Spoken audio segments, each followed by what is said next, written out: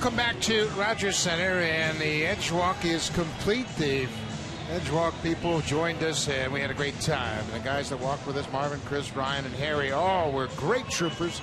Got into the spirit of the Edge Walk, and it was a fantastic day. And a gorgeous setting up on top of the CN Tower. Pat and I accomplished it. And I have to, I don't know about you, Pat, but I was very anxious walking out that first time. The first 5 minutes, I thought, what in the world am I doing up here? Well, we all knew what we were doing. We got to raise some money, which was fun, but I was the same way, thinking about, please don't look over the edge right there. But it was fun. It was exhilarating. It was tiring. All of those. And now we get to come here and watch a ball game. What an experience. Oakland Athletics won the opener of this three-game set 7-2. They scored all 7 runs with 2 outs last night. Josh Reddick has really performed well here at this ballpark. 6 for 17. 3 doubles, a home run, and 2 RBIs. Coco, Chris, Johnny Gomes, and Josh Reddick in that third spot. Jonas Cespedes is the DH tonight. Last night he was in left field. Carter Inge Norris, and Brandon Hicks and Jamal Weeks round out the lineup for Oakland. Ricky Romero, 21st start of the season, trying to snap a 5-game losing streak. He hasn't won since interleague play, but in his career, the numbers are outstanding against Oakland. 6 starts, he hasn't lost to him. 5-0 with a microscopic 170 earned run average. First pitch of the ball game to Coco Crisp is outside for a ball. Chris had a big hit in the game last night. First pitch from Jay Happy and an RBI double down the left field line. As part of that 5-run 7th inning. Goes after this pitch and lifts it into shallow right. Anthony Ghost, the rookie, is there, makes the catch, 1 down. Lots of speed for the Blue Jays in the outfield. Let's take a look at the rest of the defense behind Ricky Romero. Travis Snyder's been great in left field. Rasmussen Ghost leads the outfield. Laurie Vizquel, Johnson, Encarnacion around the infield. Aaron Sevilla Romero will form the battery tonight. And Omar Vizquel will get the start at shortstop right around 5 o'clock this afternoon. You know, Escobar was a late scratch with some back problems, so Omar gets to flash some leather tonight. Omar was pushed into the lineup with that back injury. He's making his 6th start at shortstop. 1 down. Johnny Gomes is in left field. Last night, Gomes went 1 for 4 as the DH. Up and away. Good fastball from Romero, just missed outside. Johnny Gomes has been around. We've seen him with Tampa Bay. He's played in Cincinnati last year, finished up the season with the Washington Nationals. Just outside, 2-0. That kid helped different ball clubs because of his power production. You see Gomes with 10 home runs and just 164 at-bats this season for Oakland.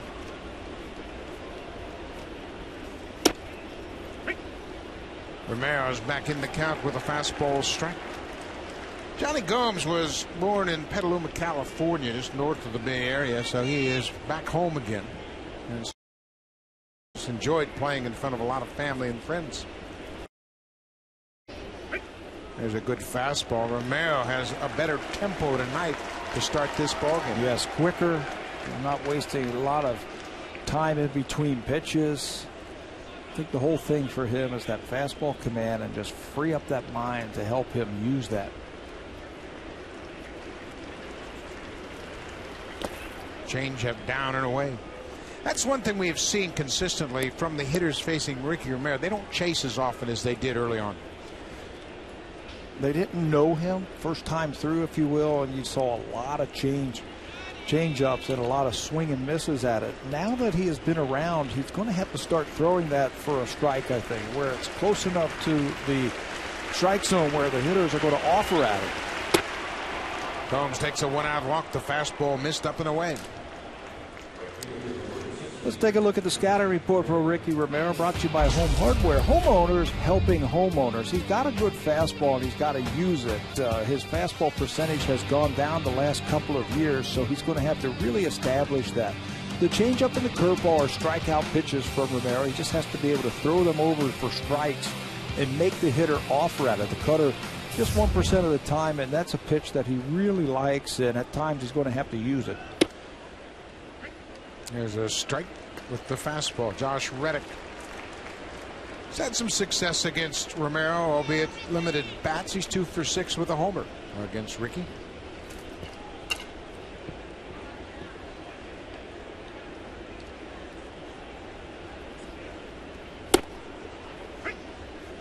Romero's trying to establish that fastball early in this ball game, and that's a good sign. I think that's a good plan and a good idea by the Blue Jays to use that fastball early. How about use it a lot the first time through the lineup? 9 batters. Let's establish that fastball. Let's get the A's talking about that fastball. Then you can drop that curve on them. Just missed the outside corner.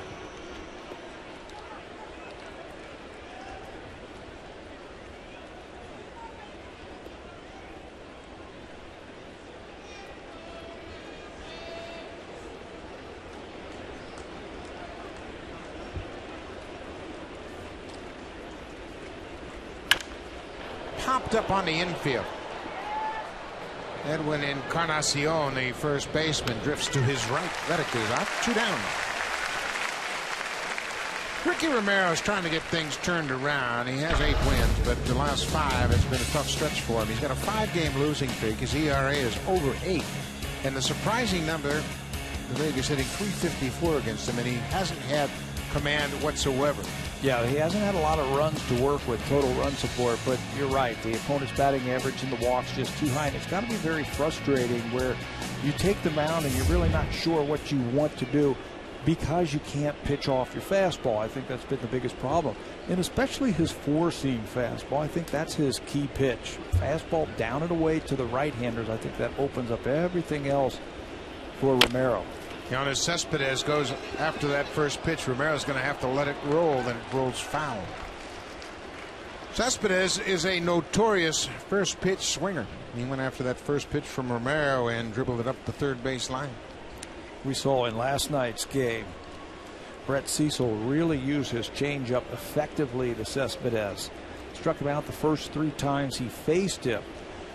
The reason Brett was able to strike him out, he established the fastball, yes, but he threw that changeup close enough to the strike zone to make Cespedes chase for it. If Romero's changeup is bouncing at the plate, he might lay off of it. That's going to be the difference.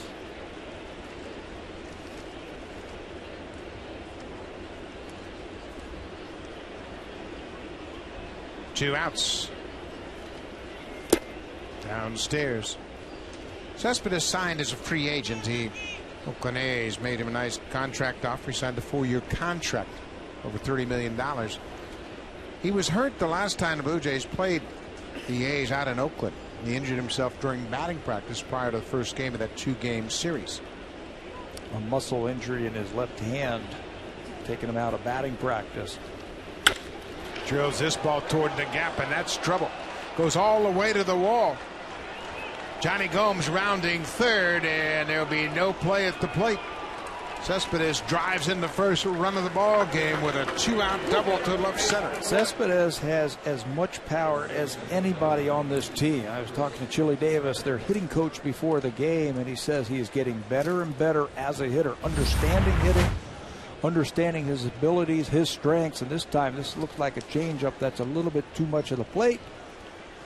And this ball is smoked into the gap in left center field. Johnny Gomes is going to try and make it all the way around from first base, and he will without a throw. 2 outs, he's running on the crack of the bat, and the A's take a quick lead. Cespedes had a 3-run triple in last night's game. Well, he's driven in 4 runs in his last 2 at-bats.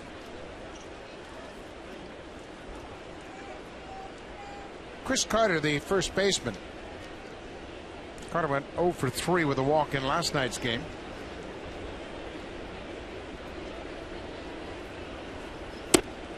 Right. 1-1 to Carter. Chris Carter started his career in the White Sox organization.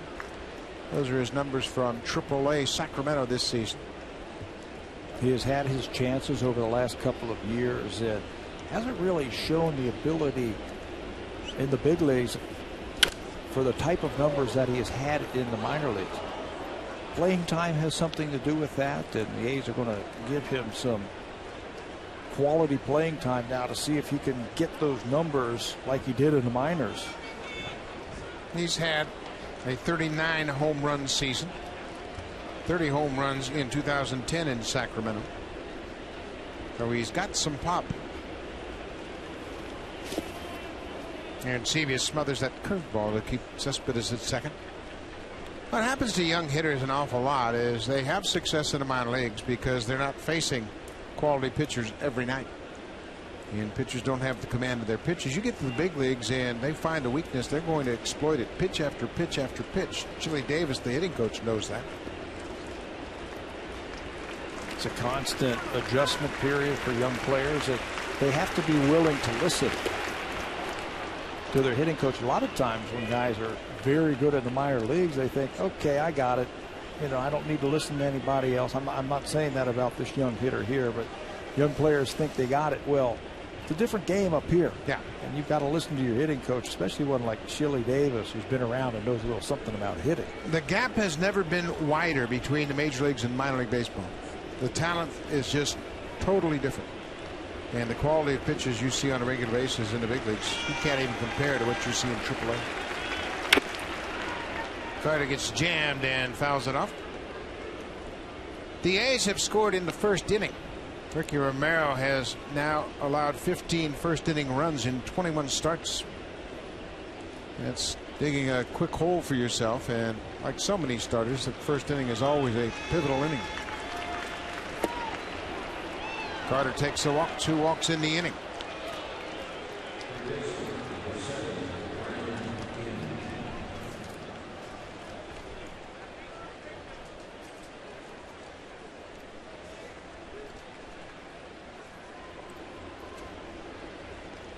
Ricky Romero had a tough start to his last game Wednesday in New York, the afternoon game. Yankees scored 4 runs in the first inning on 5 hits. Trying to minimize the damage here in the first. Oakland leads 1-0. The veteran Brandon Inge, third baseman.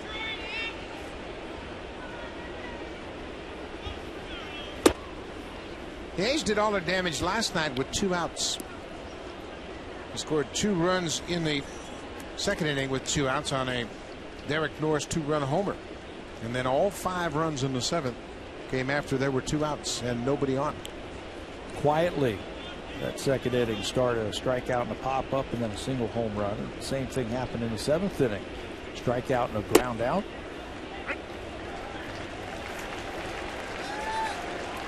The one thing about Bob Melvin's ball club right now is they're playing with a lot of confidence. They are 15-2 in July.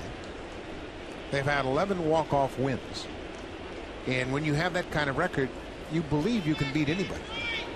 They're never out of a game. There goes Cespedes, and he's going to steal third standing up. Romero forgot about Cespedes, and he moves easily into third. Watch Cespedes. Ricky gives him one look, and he is off to the races. Here, Sevilla does a good job not even attempting to make that throw because he got a good jump. But I agree with you about teams that come out of nowhere and that have walk-off wins. The excitement and the confidence that puts throughout the whole team, it just carries on night after night after night. 1-2. Inge hits it on the ground. Vizquel at short will go across the diamond in time, and the inning is over. But Oakland gets out in front, scores a run on a hit. Cespedes drives in another. 1-0 Oakland.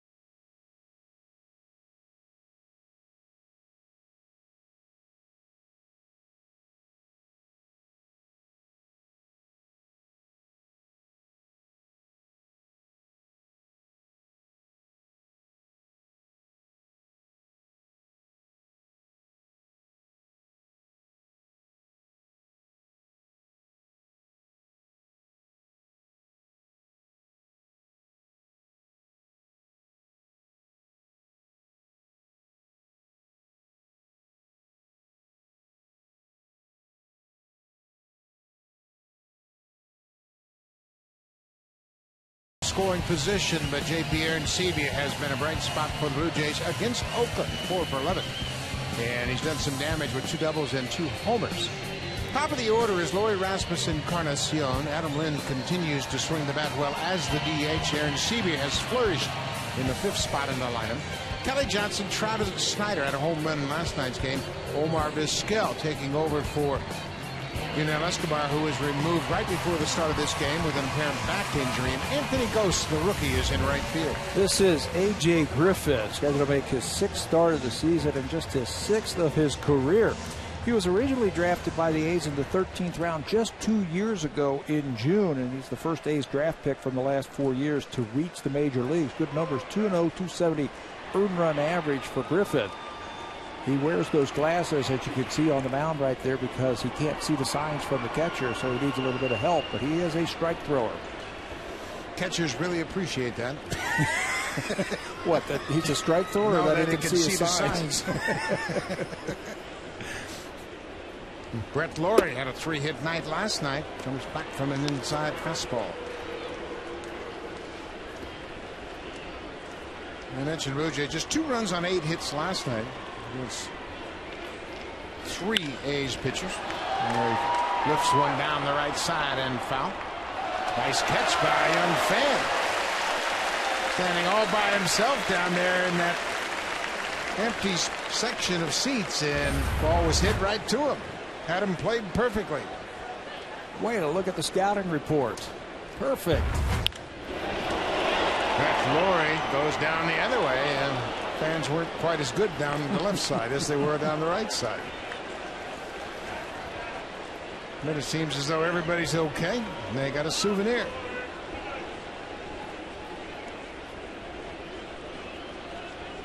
One and 2 to Laurie. Broken bat, shortstop, and then Hicks quickly in time to retire Laurie. Fed for the Oakland Athletics. They catch the ball there. Gomes, Crisp, and Reddick left to right in the outfield. Brandon Inge, the veteran, at third base. Hicks and Weeks will form the double play combination in the middle of the diamond, and Chris Carter is on the other side. At first base, Derek Norris and A.J. Griffin tonight will form the battery. It's a good defense. They're very solid. They don't beat themselves. Kobe Rasmus looks at a fastball on the outside corner.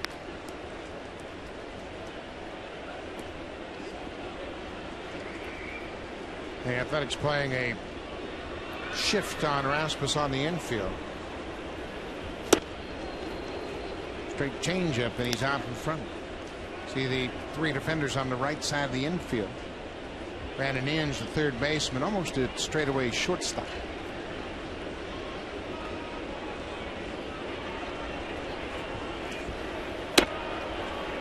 We saw this pattern last night from Oakland, especially from Travis Blackley, the starter. They want to pound Kobe Rasmus inside. You can see it's been a struggle for him over his last 13 games. Off speed pitch, he gets a piece of it. Yeah, it looks like it's soft early away and then fastball in, fastball in. What you do with that is you try and speed him up with that curveball, the soft stuff early in the count, and then you try and jam him. Somebody's going to pay when they make a mistake inside there.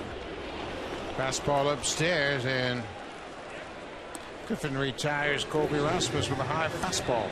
You know, the one thing you see when you watch these Oakland A pitchers, again, leading the American League in earned run average, their ability to execute a game plan. They don't miss their spots. They use their fastball a lot.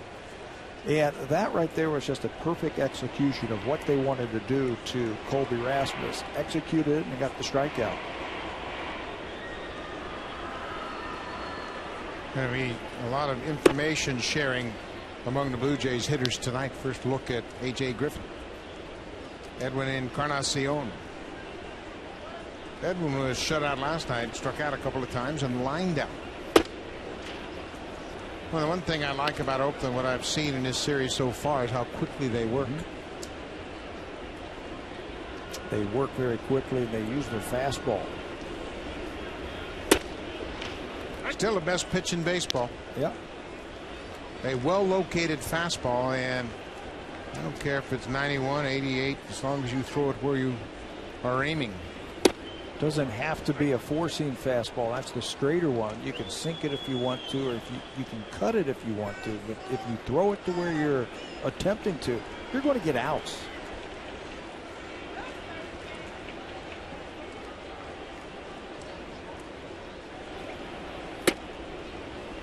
A little bit of late movement on that high fastball that missed upstairs.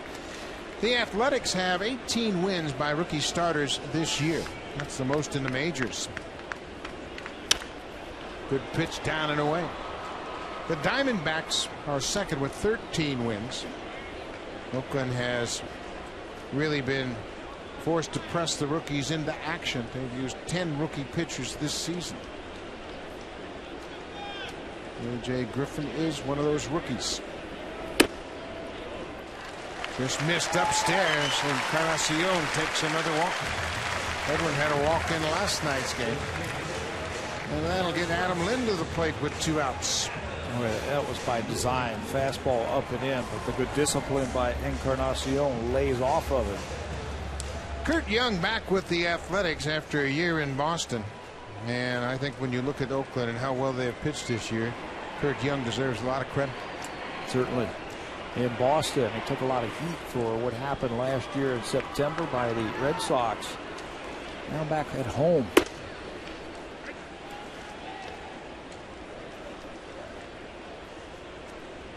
Adam Lind has really done a nice job for the Blue Jays since he's returned from AAA. He seems to be more comfortable as the everyday DH. And he's going to keep playing there. Seems to really play well when he's just a designated hitter. You can just think about hitting. And he's done it before.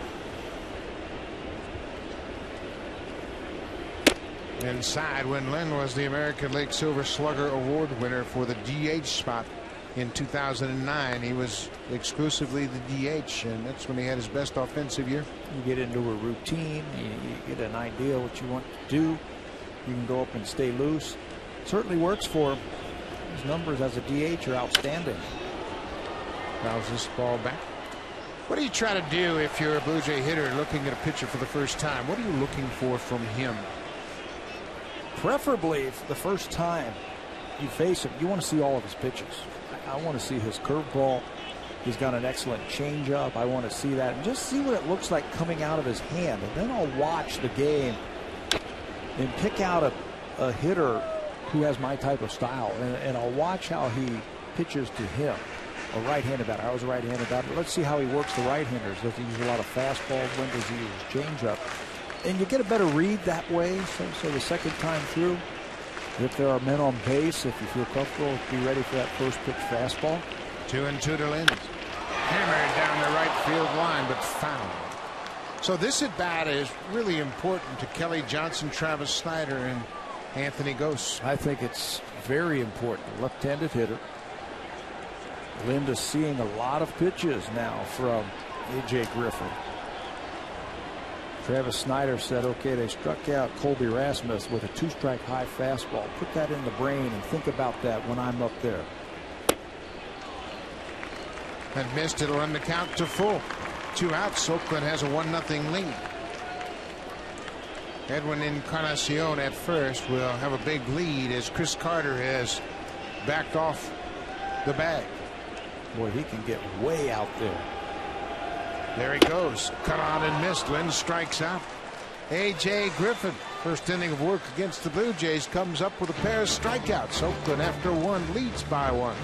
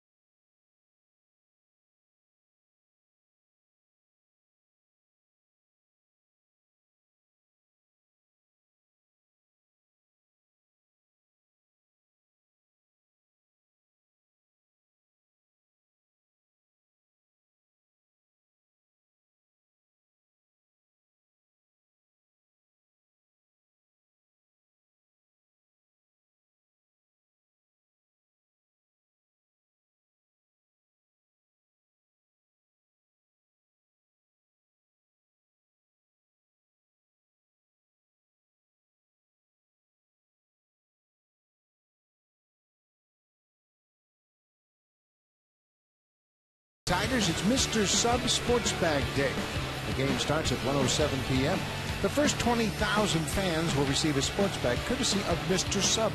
For tickets, call the Blue Jays at 416-341-1234. You can log on to BlueJays.com to order your tickets, or you can stop by most Rogers Plus locations and pick up your tickets for Mr. Sub Sports Bag Day.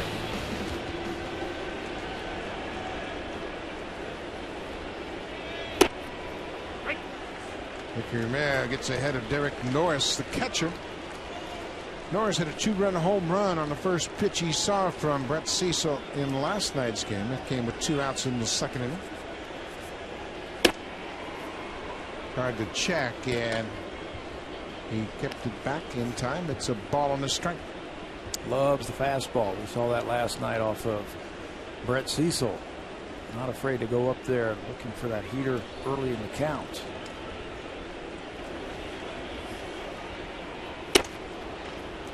Romero throws a good strike with the fastball.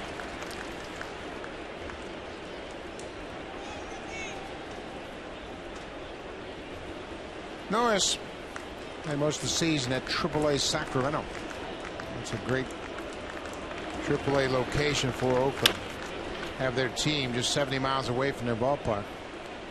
You can take batting practice and suffer an injury and have a player at the ballpark before the start of the game. It makes a huge difference to the organization to have that AAA very close.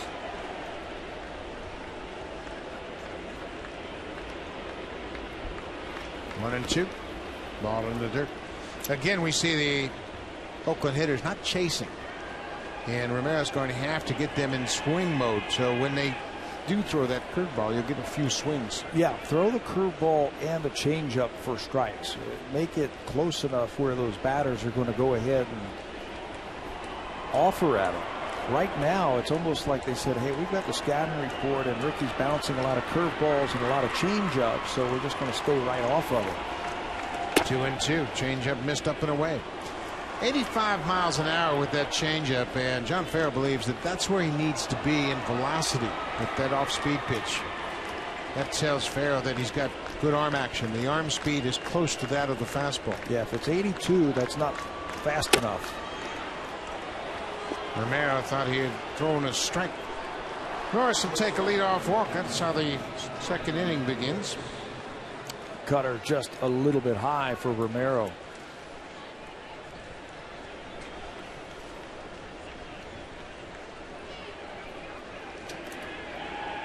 Brandon Hicks, the shortstop, steps in against Ricky Romero. Hicks got that 5-run 7th inning going with a 2-out double down the left field line. It's funny you mentioned the left field line. The Blue Jays are going to make a little bit of different change here tonight defensively, especially with their corner infielders. They noticed that the A's started hooking Brett Cecil a lot. Same type of pitcher tonight in Ricky Romero. So Brett Laurie is going to shade a couple of steps towards the line. The same thing with Edwin Encarnacion at first. They're going to take away that hit down the left field line.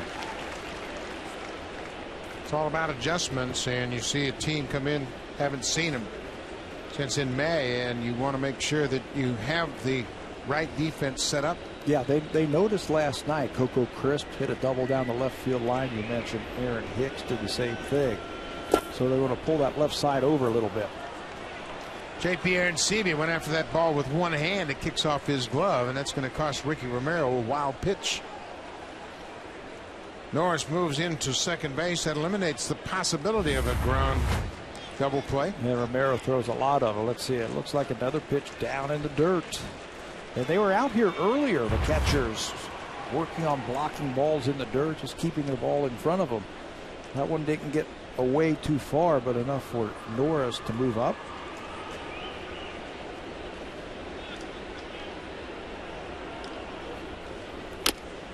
Foul off the glove of Arancibia. 2-2. Yeah, that's a big 90 feet. Ricky's already bounced several pitches in the dirt, and J.P. Arancibia just went after it with one hand instead of sliding over and playing the ball off his chest protector. Well, especially the way that Romero throws a lot of ground balls. It's one of the best in the American League at inducing double play grounders.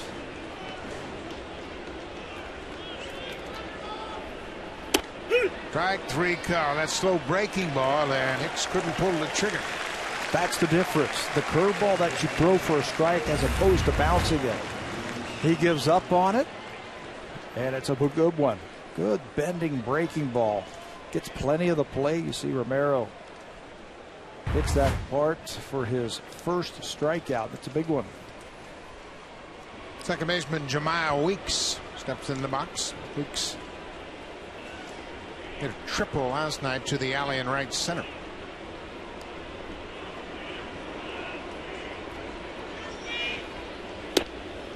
Romero comes right back with a get-ahead breaking ball.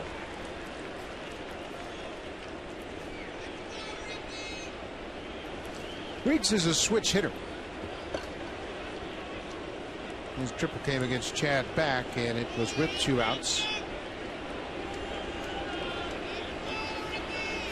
That was a big hit, I thought, in last night's game. At the time, it was 2-1.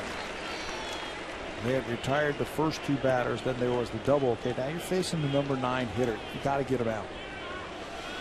Weeks has been up the top of the order most of the season, but you can see his numbers over the last 9 games haven't been good, so he's been dropped down into that 9th spot. He responded with a 2-for-4 night last night for Bob Melvin, the skipper.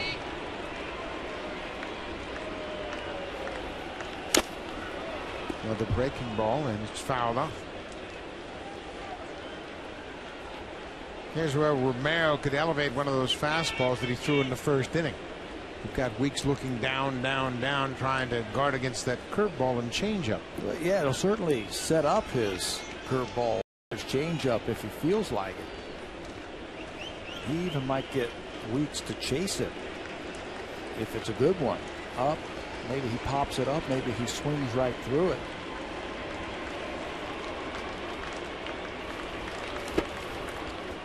Changeup bounced in front of home.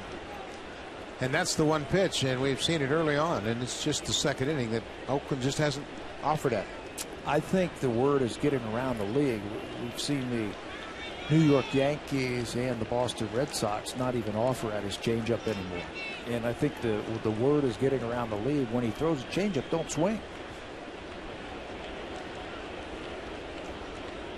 Derek Norris, the catcher's at second base. He had the leadoff walk to start this inning.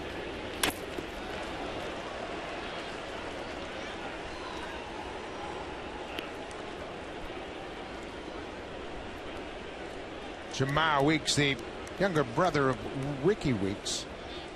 Jemiah went to the University of Miami. Ricky went to Florida A&M. Multi-talented players.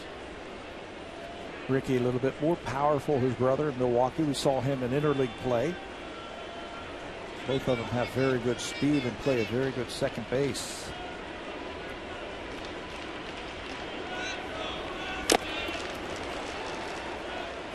Fastball that Weeks got a piece of. Still, everything is down.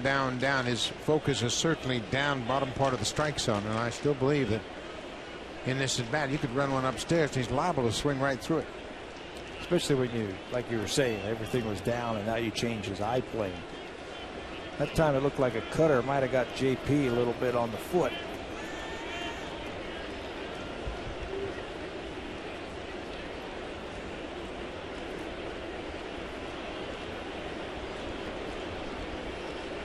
Oakland needs it 1-0. 1 out, top of the second inning.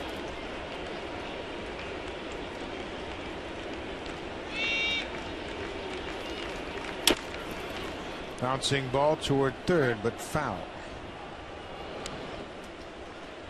Weeks is having a pretty good at bat for a guy that's scuffled as much as he has recently. His average just at .219. And sometimes you get hitters out of that spotlight up top of the order. They relax a little bit and have better at bats. Just think about getting good pitches to hit, not thinking about playing the role of a leadoff guy or a number 2 batter. Yeah, pitchers might get down in the lower part of the lineup also and say, okay, number 9, and here it is. You're down here for a reason. I'm going to challenge you with a fastball. Weeks just at .219, 2 home runs, 15 driven in for the season. Another off-speed pitch missed inside. Oakland has made Romero throw some pitches. I think he's already thrown 46 pitches with 1 out in the second. 26 in the first inning and now 20 already here in the second inning.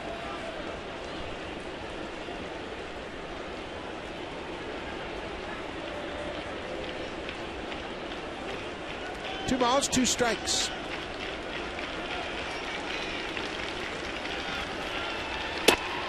As that fastball is off the plate. Throw it again. Why not? 3-2, 1 out. Number 9 hitter. Coco Crisp on deck.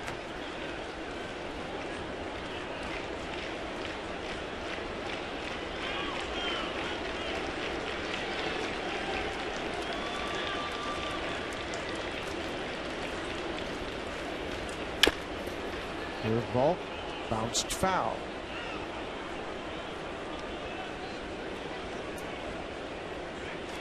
Ten pitch at bat by Jamal Weeks. 5 fouls in this at bat.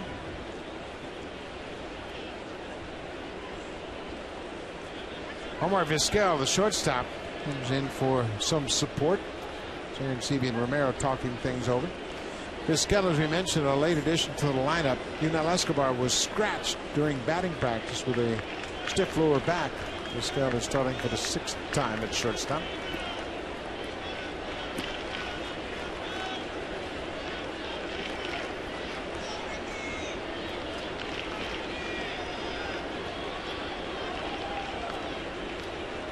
Another full count pitch to Jamal Weeks. He takes a walk. Romero has walked 4 already in this ball game.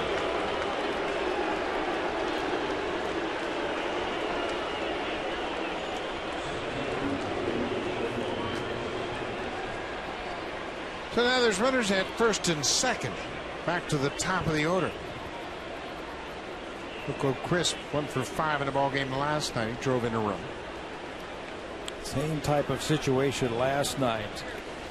Coco Crisp felt like the pitcher was on the ropes. They had just brought Jay Happ into the ballgame in the 7th inning. First pitch, he rifled it down the left field line. So make a good one here because he's probably ready to swing. He was ready to swing and is out in front of that pitch. Fouls it off. Crisp batting just .203 as a right-handed hitter. .266 as a lefty. So the numbers, as they did last night, favor the left-handed pitcher.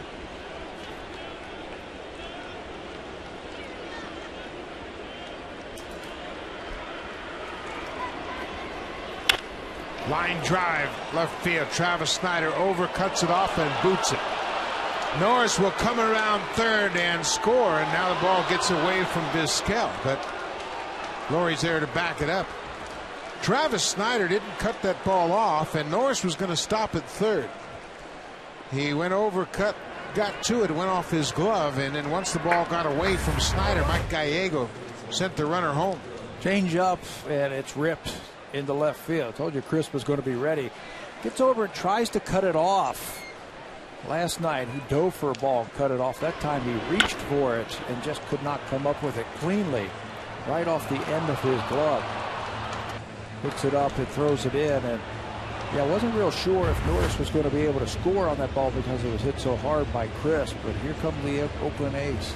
Yeah, I doubt they were going to send Norris until the ball got away from Snider because they're top of their order. You don't want to get a guy thrown out. Johnny Gomes, a powerful right-handed hitter, is the batter.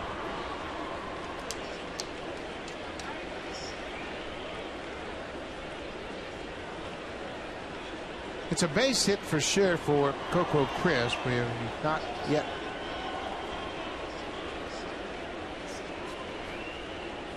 No RBI for Crisp as Snider is charged with the air. Speed on the bases now for the A's. They might get daring right here. Why not? They have a 2-0 lead and they don't score a lot of runs. So when you have a chance to expand an early lead, you're going to roll the dice. We saw Cespedes in the first inning steal third base pretty easily when Ricky gave him just one look.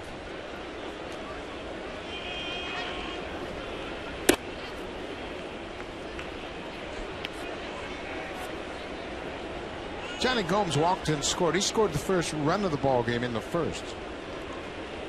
Gomes scored all the way from first base on a double by Cespedes.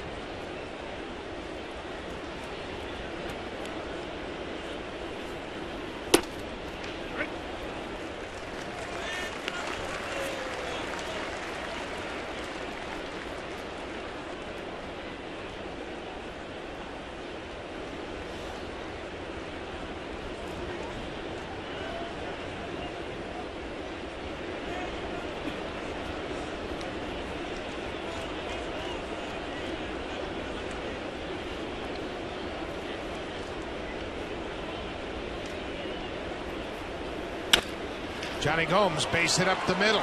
Weeks is being waved around third, and there'll be no throw. Jose Erasmus came up, gave it a look, but he didn't have a chance as Jemiah Weeks scores easily. Gomes with the RBI single. 3-0 Oakland. Fall behind good hitters, they're going to pick him up. Gomes' job is just to drive in runs. You got a couple of speed guys out on the bases. You know you're going to get a fastball. That's what he does, and he sends it right back through the middle for his 29th RBI. Looked like a cutter that stayed over the middle of the plate, and no chance to get the runner at the plate.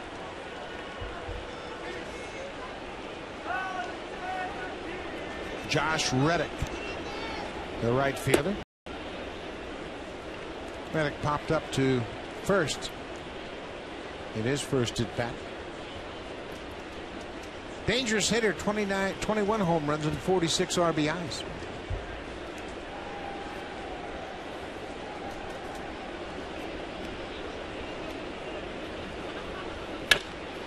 Line drive to right. Anthony goes back. This ball is off the top of the wall. One run is in. Coco Chris comes in to score. Reddick slides into second with an RBI double. The ball was about a foot from being a 3-run home run.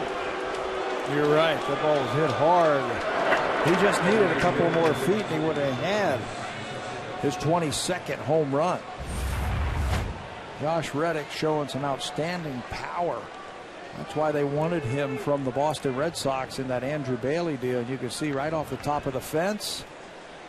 And the reaction from Romero. He's got to go back up third base as another run scores. 4 runs on 4 hits for Oakland. His 20th double. Josh Reddick picks up his 47th RBI. First base is open, so they'll walk Cespedes.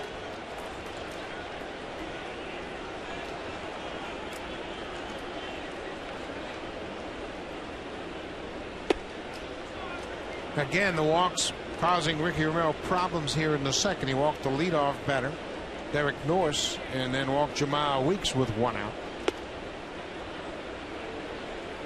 Chad Beck, who pitched in the ball game last night, starts to loosen up.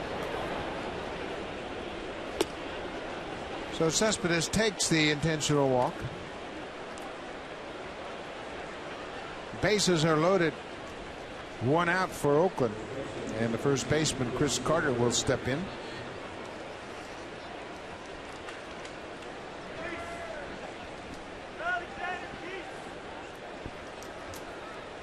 This is the first at bat of the season Carter's had with the bases loaded. He's got some power, 5 home runs, but just 9 RBIs. Yeah, just 9 RBIs for Carter. There are the base runners.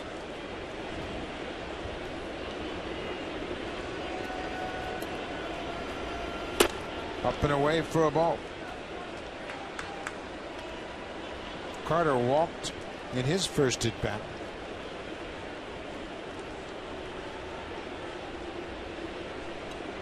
Five walks now for Ricky Romero, 1 intentional.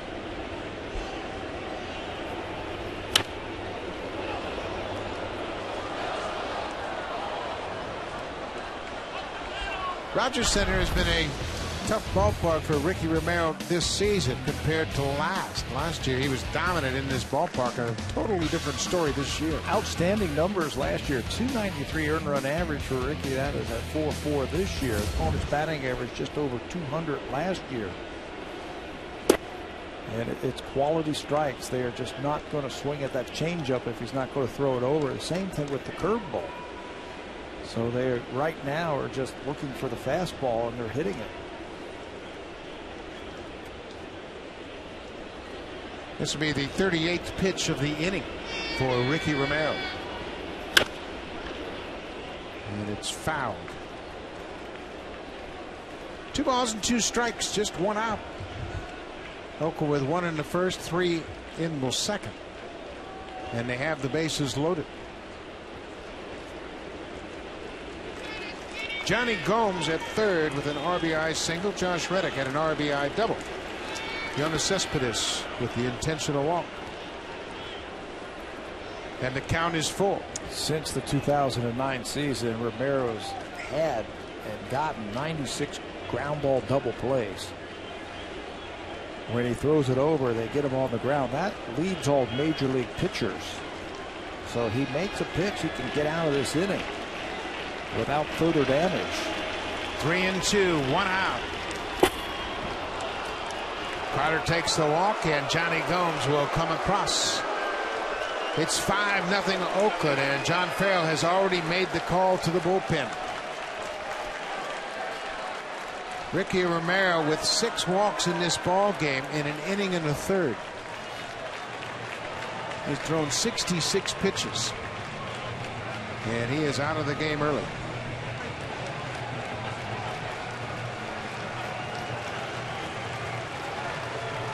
Four walks in the inning, 1 intentional. Early exit for Ricky Romero.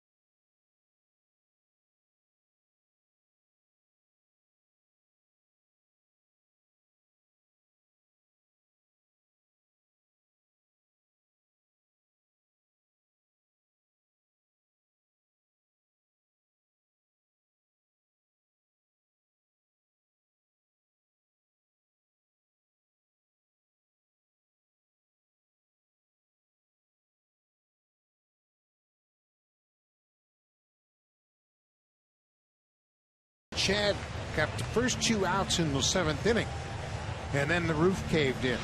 Gave up a double to Brandon Hicks and a triple to Jamal Weeks, and he was lifted. That would start a 5-run Oakland A's 7th inning. So he'll try to turn things around tonight and stop this hard-charging Oakland Athletics team. He was throwing quite nicely, thank you. Those first couple of batters, a strikeout and a comebacker. And then just like that, you mentioned the 2 straight hits, and he was gone out of the game.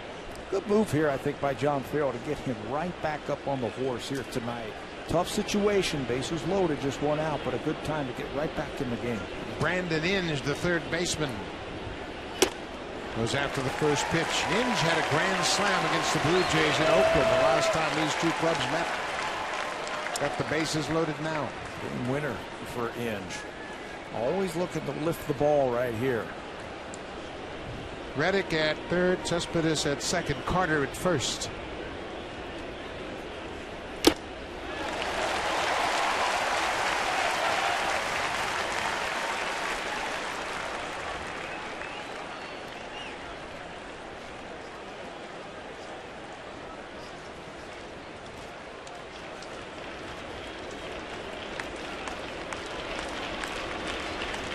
0-2.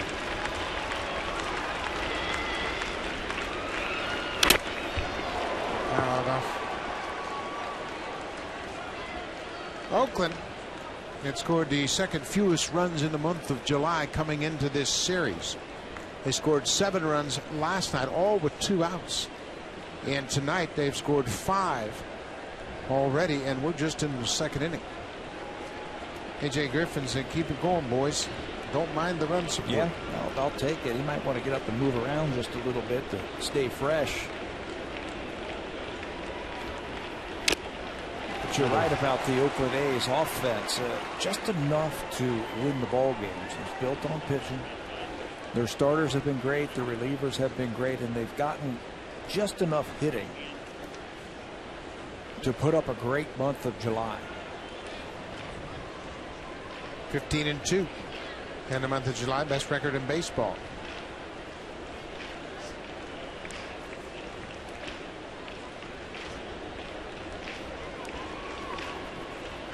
Bob Melvin's club is built on pitching, but so far in this series they've been able to come up with some key hits. They were 3 for 3 last night with runners in scoring position. Good patience at the plate. That's what that whole premise of that money ball was also, that you can take a lot of pitches, have a good on-base percentage. Ball is drilled down the left field line. That ball is a fair ball and bounces off the one. Reddick is in. Cespedes right behind him. Carter will stop at third. Brandon Inge with a 2-run double.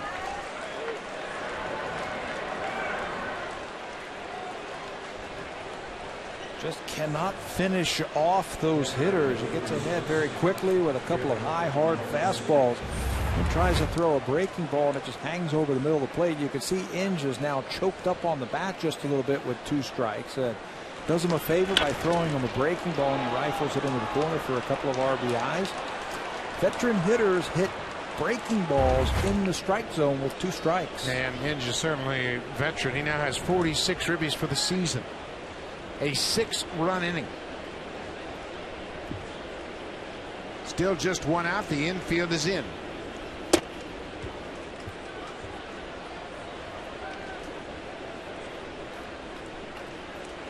Derek Norris, the catcher, started it all with a walk. He's got some power.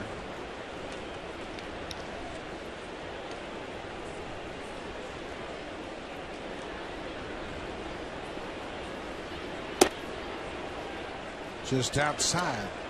2-0.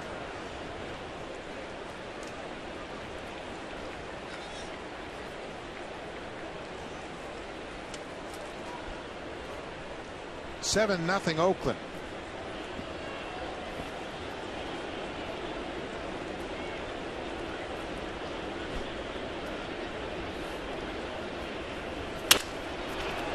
Base hit right field. Carter is in to score. Inge will stop at third as Norris picks up an RBI.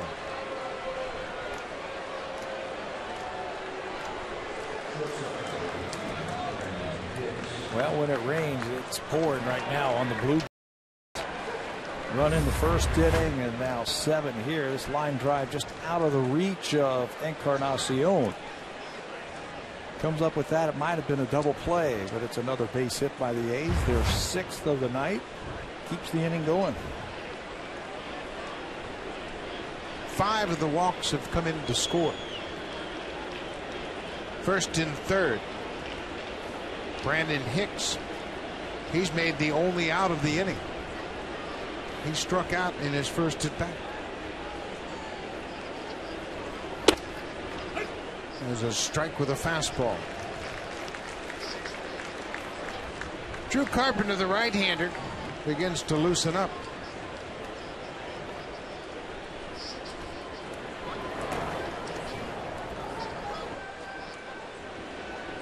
Oakland has scored 7 runs in the second inning. That's 1 off their season high for runs in an inning.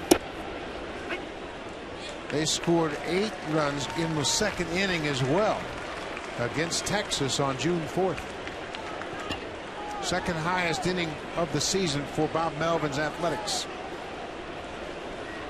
They are doing a lot of things right now. They're pitching it, they're catching it, they're clutching up offensively. Bouncing ball. Brett Laurie will look at home, goes to first for the out. Pitch picks up an RBI, just the second out of the inning. And Oakland has tied their season high with 8 runs in the second inning. Another one sitting out there at second base for him also. Ricky Romero goes an inning and a third tonight. 4 hits. He's charged with 8 earned runs. He walked 6, 1 intentionally, had a strikeout through 66 pitches. Romero had a perfect 4-0 record against Oakland coming into this game in 6 career starts. Oh, his numbers were sterling against the Athletics. A 170 earned run average, 42 innings pitched, 35 strikeouts, and just 8 earned runs in those 6 starts against Oakland for Ricky.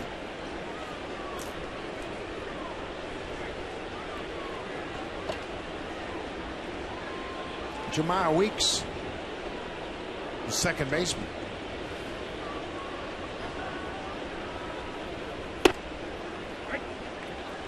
Ball on a strike.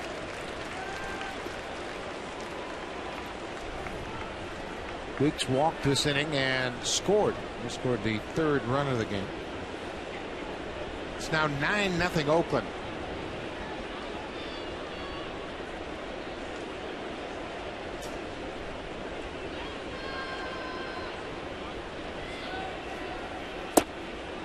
Two and 1.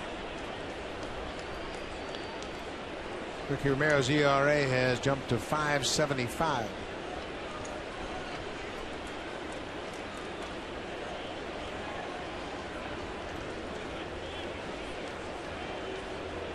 Drew Carpenter continues to throw in the Blue Jays bullpen.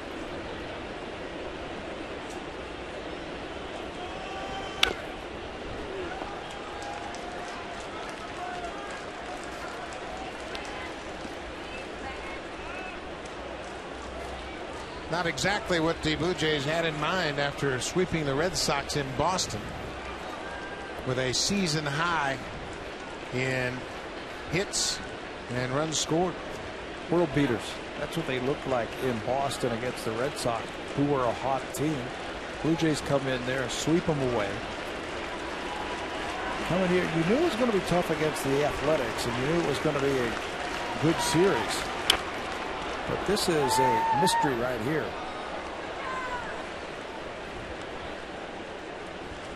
Two and two, 2 outs.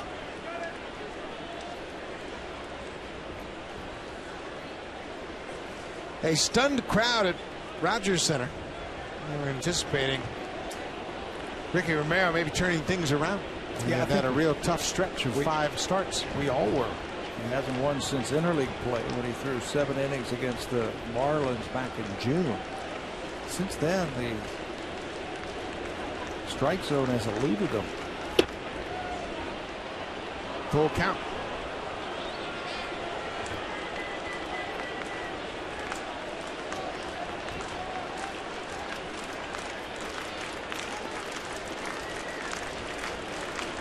Derek Norris, the catcher's at second base. Jemile Weeks with the full count.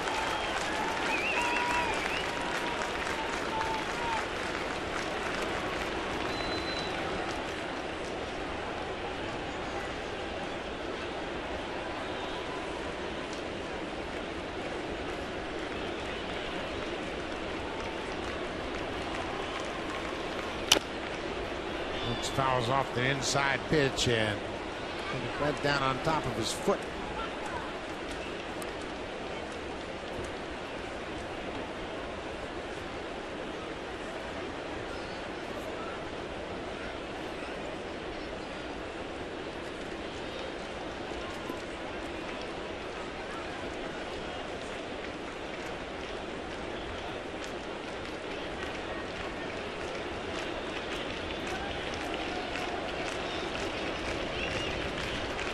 Another 3-2 pitch popped out of play.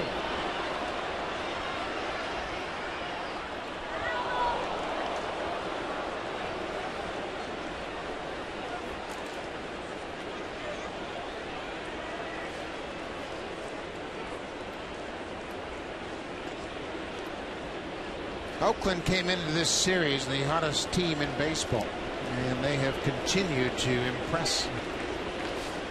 Do those little things offensively. Take pitches, work the count, stay in the strike zone, make them throw you a strike. Encarnacion will flip to back, and it's bang bang at first. Jamal Weeks made it close. He's called out by half a step. Nick Pazza calls him out, but Oakland has a big inning. 8 runs in the second. They've taken a 9-0 lead.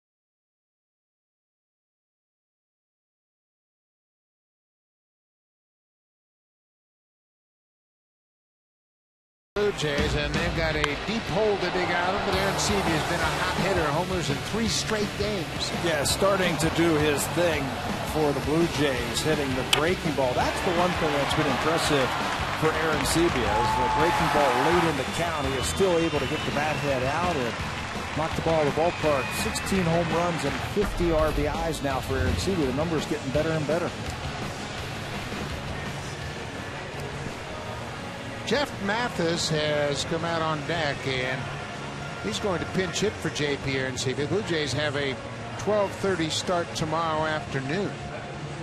So before Aaron Seavey can get an at bat, he'll be lifted with prospects playing tomorrow, evidently. Well, remember in the first inning, he got the foul ball off of his foot, and then just last inning, he got the foul ball off of his hand. So I wonder if it has something to do with that.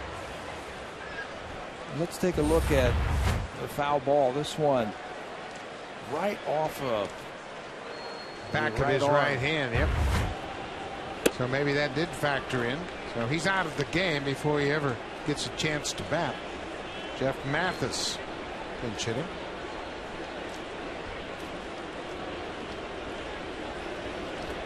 Mathis is a .250 hitter with 5 homers. Boy, all you can do right now if you're the Blue Jays, just try to have good at bats and see if you can't string something together. Yep. You know that the pitcher's, he's up by 9 runs. He's going to challenge you with the fastball. String, like you say, something together. Have a couple of runners on. Home runs, I think you're never out of a ball game if you can hit the home run. The Blue Jays certainly can do that. But you can't be thinking about the score right now. Oakland's had quite a dramatic turnaround to their season. They had a 9-game losing streak that stretched into June. They lost to Kansas City on June 1st, and that extended that losing streak to 9 games. Then they won 9-3 the next night. Lost the 3rd and final game in Kansas City, and then Bob Melvin's team went on the roll. Really started to put things together. Won 3 out of 4 against Texas at home. Mathis chases one away, strikes out. That's the third strikeout for A.J. Griffin. So who is young A.J. Griffin? Let's take a look at the scouting report for the right-hander for the Oakland Athletics. Fastball 60% of the time, curve, changeup, slider. His fastball about 88 to 92 miles an hour. The curveball he uses, it's a very slow curveball. You can get it over for a strike at any time. Changeup is probably his best pitch, and as he goes through the lineups, you'll see more curveballs than fastballs from Griffin. But the main thing about him, his secondary pitches grade out better than his fastball, and he throws strikes.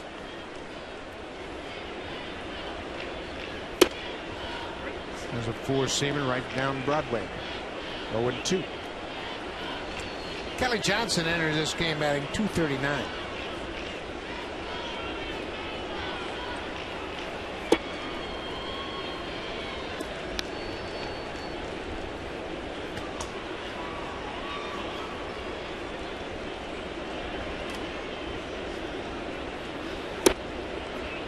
Just missed inside. Even though the Blue Jays are down 9-0, I think they still need to be aggressive because Griffin's going to be around the strike zone. Just doesn't walk anybody. Yeah, I think you will really have to focus if you're a hitter and just try to get a good pitch to hit. I mean, Griffin's not going to try to get cute.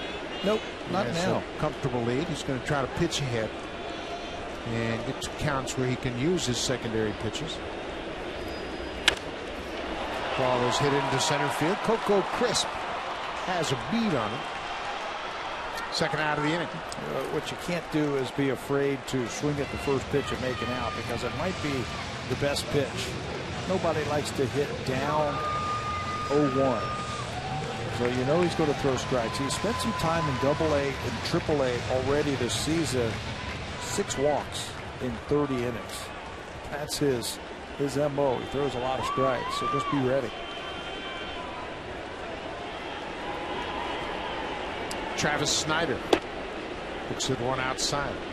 For his career, A.J. Griffin's done a pretty good job. He's an 18-11 record in the minor leagues. He's a strike thrower. Travis Snyder reaches out and drives one to right. Josh Reddick's going to watch it sail over the wall.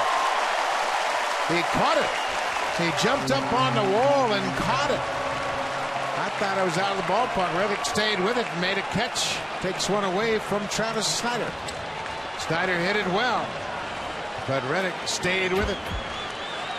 Died right at the end. He goes up and look. Oh, here it is, right here, right into his glove at the top of the wall. What a catch by Josh Reddick in right field. Everything going the A's way tonight.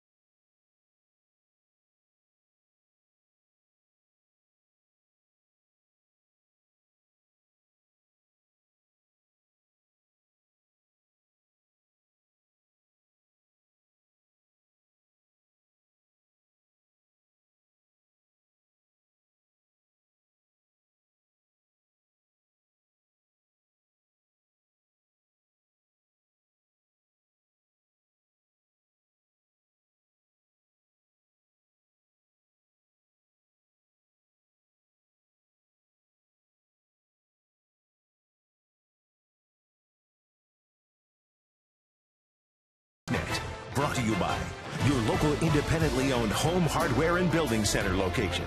Homeowners helping homeowners. Welcome back to Rogers Center. Blue Jays will use their third pitcher of the night. Drew Carpenter comes into the ball game to start the third inning. He'll make his fourth appearance with the Blue Jays. We'll need some length from Drew Carpenter. July the 5th versus Kansas City, he made his Blue Jays debut when he threw one in the third inning, gave an earned run. That came on a home run.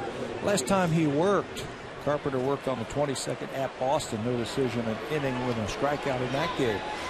Blue Jays starting to need some quicker innings now, or they're going to go right through that bullpen. This third inning of the game, third pitcher of the night.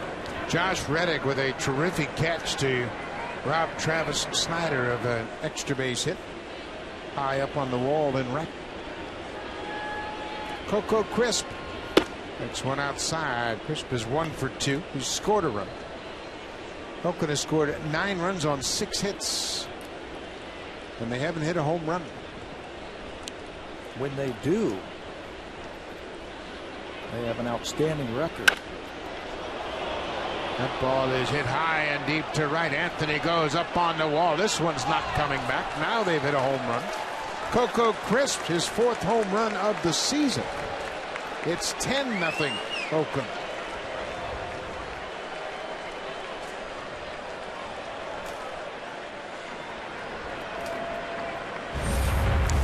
Watch the location. 1-0 fastball right down the middle for Crisp, and he's got some pop. Just his 4th home run. You make a mistake and he can launch one.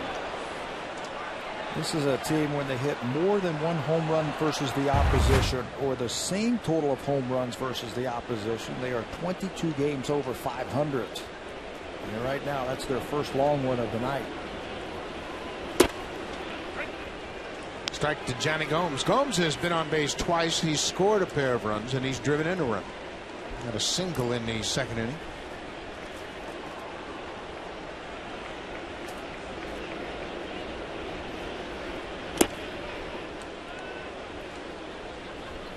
Coco Crisp. A couple of hits already tonight. 3 innings, 3 at bats for Crisp. He's been on a couple of times. First time up, he flew out to right field.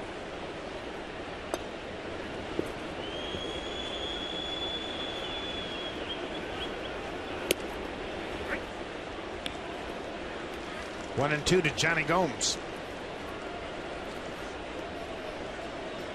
Oakland has played well against the American League East. They have a 14-8 record. They'll have another game here against the Blue Jays tomorrow afternoon. And then they move into Baltimore for a 3-game set before they return home to take on Tampa Bay and the Blue Jays. This is a stretch of 17 consecutive games against the American League East for the Oakland A's. So far, they've played 5 games. They're 5-0. Started off with that big 4-game sweep against the Yankees back in Oakland. Good stretch for them to see if they're real. Well, they believe they are. They're certainly playing with a lot of confidence. I think they're for real for what we have seen over the last couple of nights in that 4-game series against the Yankees. They believe they are. You just watch them around the batting cage, taking batting practice and everything. You're right. This is a very confident team. Johnny Gomes bounces it outside of third, foul. We talked about the 9-game losing streak that took the Athletics right to the 1st of June, and in their last 35 games, they have a 26-9 record.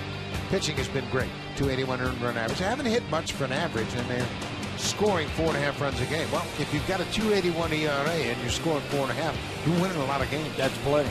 And 53 home runs in those 35 games. So from 9 down to 8 up. 8 games over 500 in the 1-loss column, and they are right now the other wild card team if the season would end today. Josh Reddick made a phenomenal catch to rob Travis Snyder. Look how he turns his head away from the ball, climbs up on the fence, and stays with it to haul it in the 3rd out of the inning. I thought Snyder got that one. And it looked like right at the end it just died. Even though he went up on that fence, it looked like still going to carry into the bullpen for a home run for Snyder, but it just died. And to his credit, Reddick stayed right with that play, made a beautiful play on it. Boy, this has been a great spot for Josh Reddick. He came to Oakland in that trade that sent Andrew Bailey and Ryan Sweeney to the Red Sox. He was backed up. Obviously, the Red Sox have a lot of depth in the outfield, and he just wasn't going to get the same opportunity in Boston. That's pretty much what Chili Davis was telling me today, that the Boston Red Sox, he was not going to get the consistent playing time that a young player needs to play and produce at the big league level. Chili came over here. He was his hitting coach last year in Pawtucket when Reddick was down in the minor leagues, so he knows a little something about hitting and knows a little something about the Boston Red Sox organization.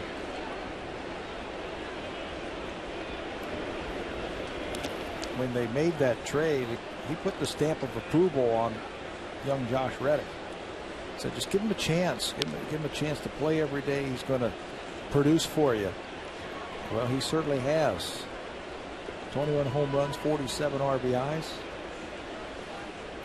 I believe there's a place for everyone. We just have to find the right fit. Colby Rasmus is a great example for the Blue Jays. He didn't fit in St. Louis, but it's been just like a glove here. And that happens all the time in baseball. It might be something between the player and the manager. It might be something with the league.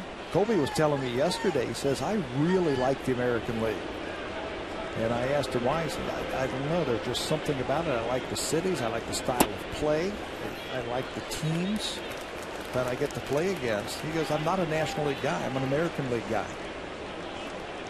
It's an interesting take, but he's certainly taken to this Blue Jay ball club.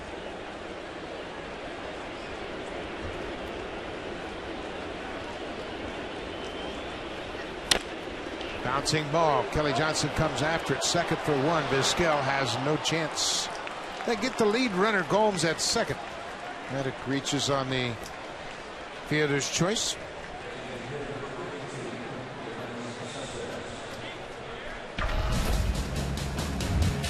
Ricky Romero started one inning and a third in his last 6 outings.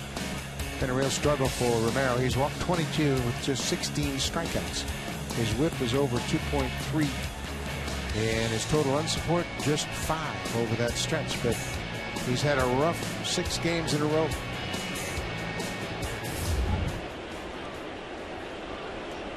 Jonas Cespedes has driven in 2 tonight. Or excuse me, he's driven in the first run of the ball game. That was a RBI double in the first.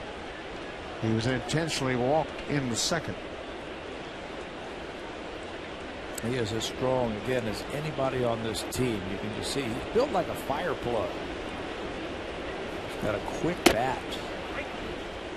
You can see he's gotten better and better with more experience. This is his first year in the big leagues. He signed as a free agent out of Cuba. He defected to the Dominican Republic, and there was a bidding war for his services. Oakland won that contest. Obviously, he's never played in minor leagues, so he hasn't had that chance to develop his finer points of his game. His defense is getting better. His approach at the plate is getting better. You could pitch to him at the beginning of the year. Had a lot of strikeouts early, but making the adjustments now.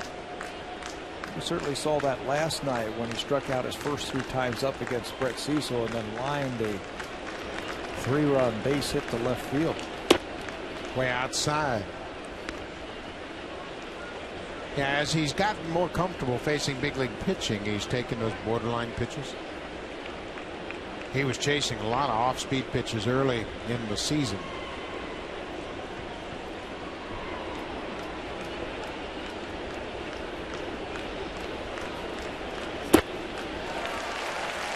Swings and misses and strikes out. Cespedes is retired for the first time tonight.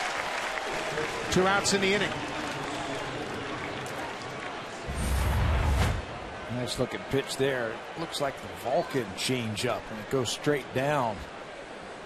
Cespedes sees it at the lower part of the strike zone, and then it drops out. Nice job by Mathis to pick that one up. First strikeout of the night for Carpenter.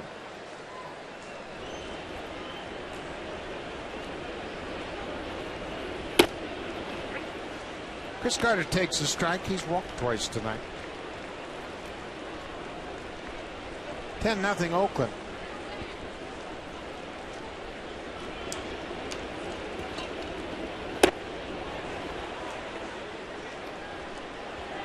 The appeal down to first, and Vic Carapazza said the Carpenter went around.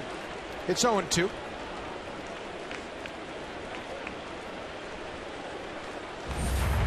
Slider down and away. Pretty good looking pitch right there from Carpenter. Just joining us, Jeff Mathis did not start in this game. Came into the ballgame as a pinch hitter for JP Arencibia. Leading off the second. JP had a couple of foul tips. I'm not sure if that was the reason he was taken out.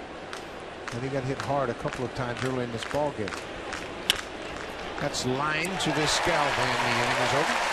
Coco Crisp with a leadoff home run has expanded the A's lead. It's 10-0.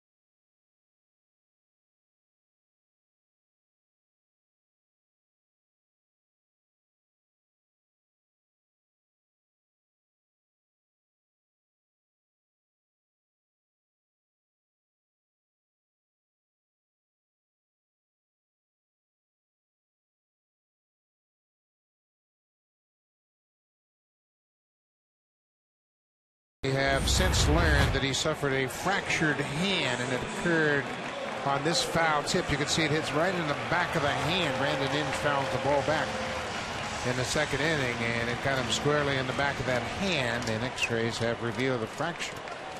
And we've just been told that they expect Arencibia to be out for 6 weeks. That's a tough one. Got a couple of foul balls early in this ball game, and that was the one that really had an impact, and it caught him right in the back of that right hand.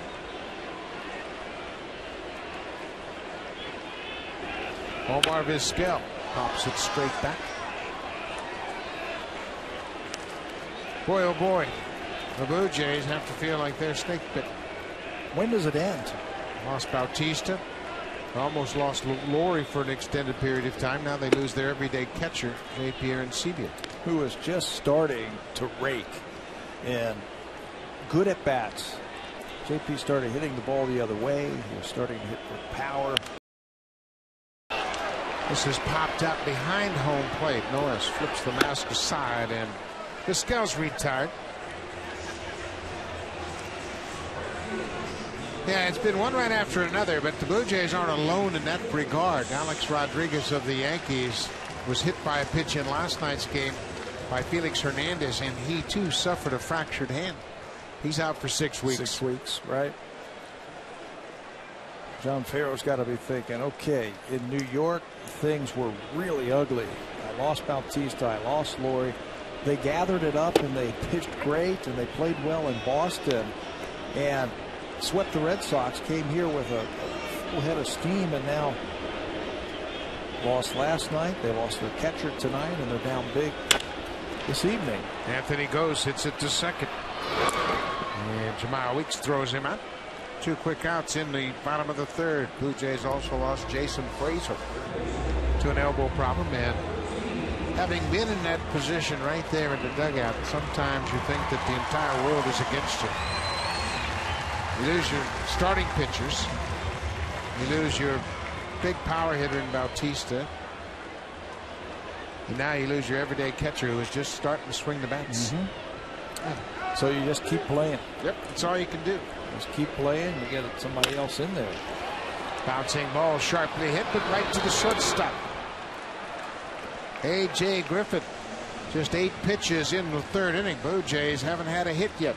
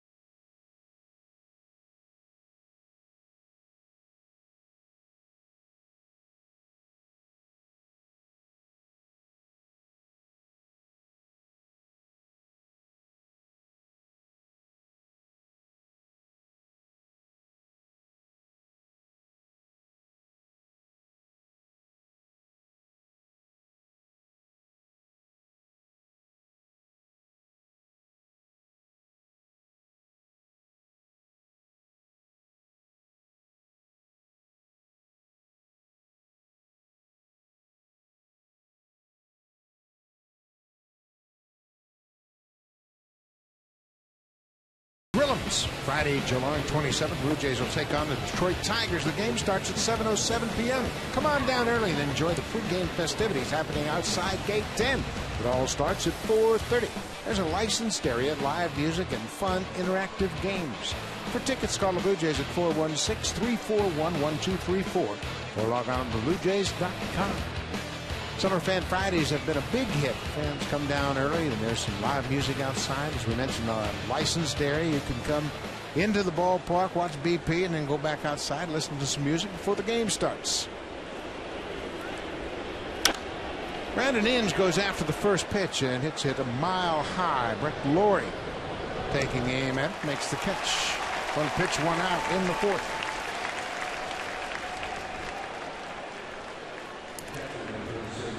A lot of action around baseball as that trade deadline nears. And were you surprised that Hanley Ramirez ended up with the Dodgers? Yes. You know, I was reading an article today in USA Today about Hanley Ramirez being on the block.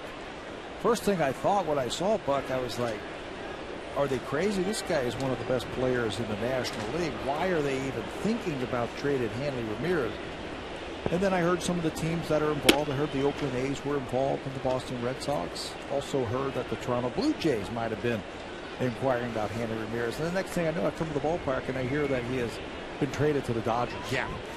And that whole thing kind of got sideways early on when they signed Jose Reyes.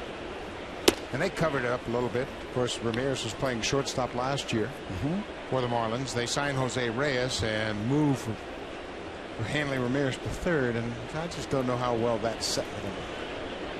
I think it depends on the individual. You know, if you've got a player like a Jose Bautista, and Bautista is a great pro. He'll do anything to help the ball club. Remember when he played some third base last year, and he says, I'll play anywhere, I'll bat leadoff if you need me there. If you've got that type of individual, I don't think there's a problem. But the minute they signed Jose Reyes in the wintertime, Sparks were flying down in Miami. Yeah, and you heard so many conflicting stories about they had talked to Ramirez, they hadn't talked to Ramirez, they explained the situation. And on the surface, they appeared to get along okay.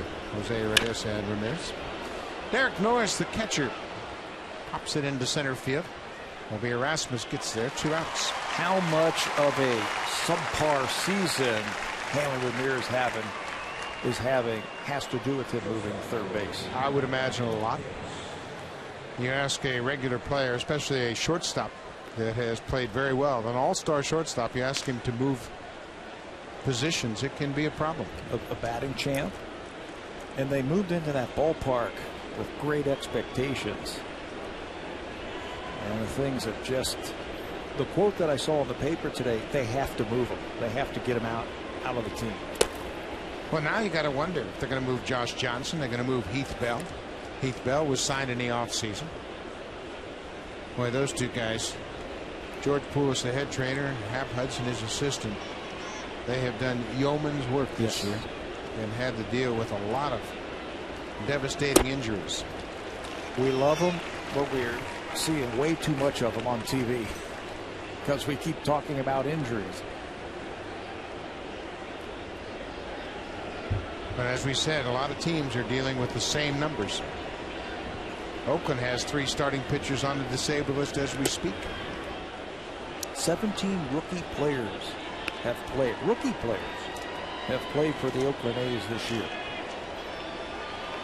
And Oakland currently 52-44, tied with the Angels for second place in the AL West. 2 balls and a strike. Cut on and missed by Brandon Hicks. I never did buy that rookie stuff because if you can play, you can play. That's interesting. But there was a time when you and I played, when Bob Melvin played, that rookies had to earn their stripes. Not the case anymore.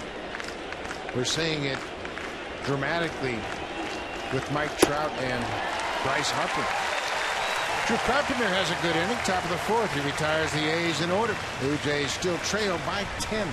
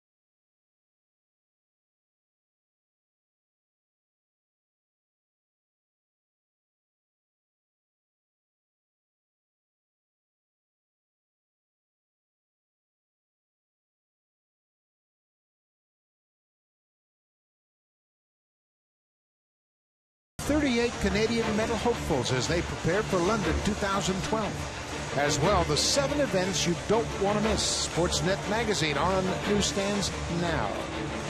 The Olympics got underway this afternoon. The Canadian women's soccer team lost to Japan 2-1. And there are some other events going on, but got down late in that match, and Canada just couldn't get anything close to a scoring opportunity, and they lost to the reigning World Cup champion Japanese team. Kobe Erasmus takes the first pitch strike. When's the opening ceremonies? Friday. Friday night the opening ceremonies will take place, and that's always a must-see event.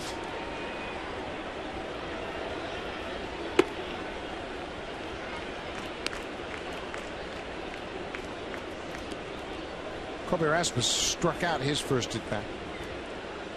Blue Jays have had one base runner against A.J. Griffin. A high fastball he lays off. Been throwing him a few of those in these first couple of games. High fastball. Colby struck out against it in the first inning. Straight changeup and a good one. It's his best pitch. It's changeup right there. A.J. Griffin was a teammate of Brian Mattis at the University of San Diego. Mattis was taken in the first round of the 2009 draft as a junior by the Baltimore Orioles. Griffin was a 13th round pick as a senior draft by Oakland. Pretty smart guy too. Speaks 3 languages: English, French, and Spanish. There's that high fastball. Boy, he has stayed upstairs against Colby Rasmus. Second time Rasmus has gone down swinging. Complements his good overhead curveball quite nicely. That time right at the letters, and Rasmus goes down for the second time.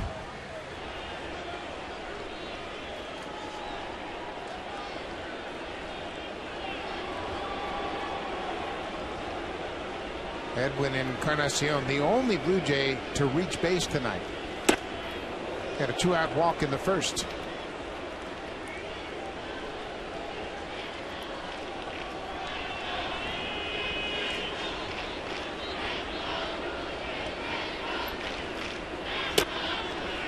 It's a good slider right on the outside corner.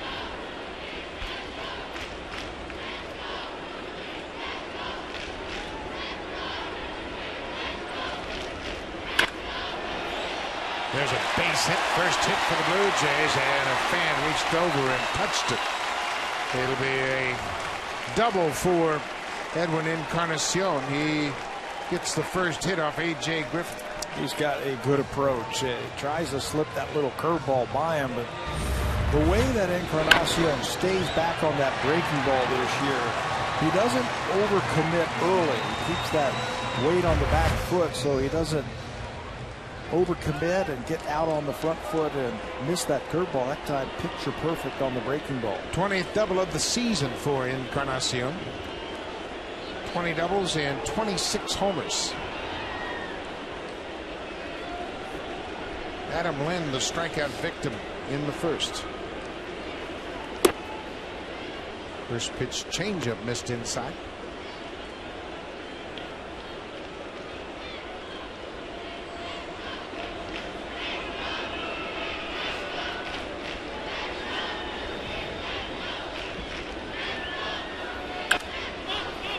Popped up behind home plate, and that'll get back over the screen, out of play.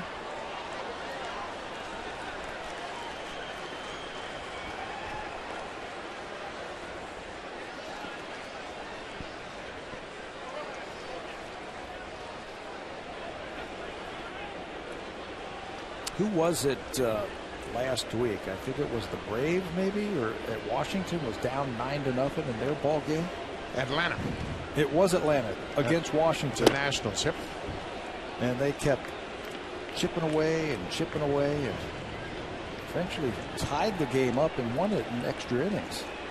Yeah, that was the Braves. Nationals just couldn't put them away.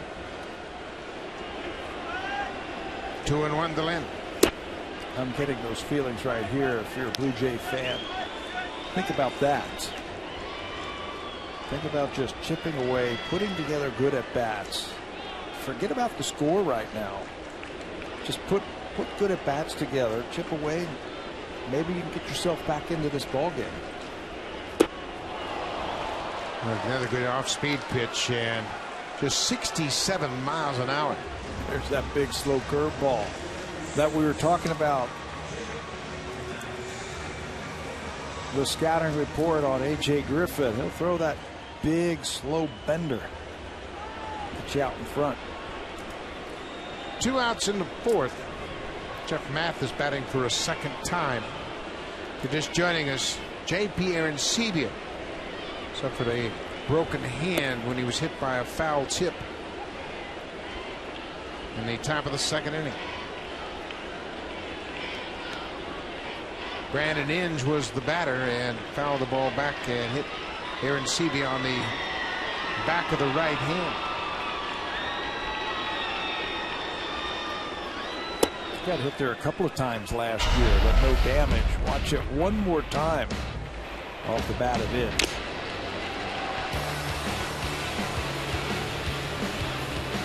And just laying right there on his lap, and misses the glove and hits him right in that meat hand. Good slider from Griffin, and Mathis has a good cut but misses. 2-1. Yeah, that's always a problem for a catcher, to have that bare hand exposed. He had it relaxed and just happened to hit the back of that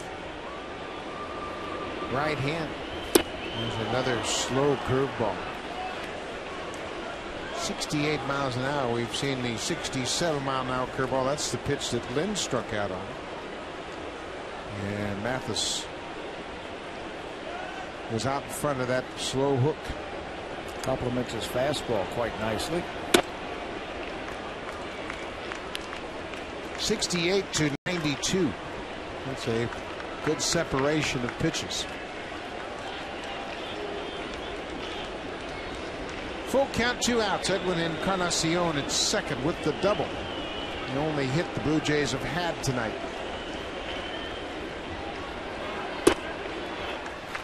A breaking ball on a full count pitch with a 10-0 lead. How about that? I don't get that. Kelly Johnson will step in against A.J. Griffin.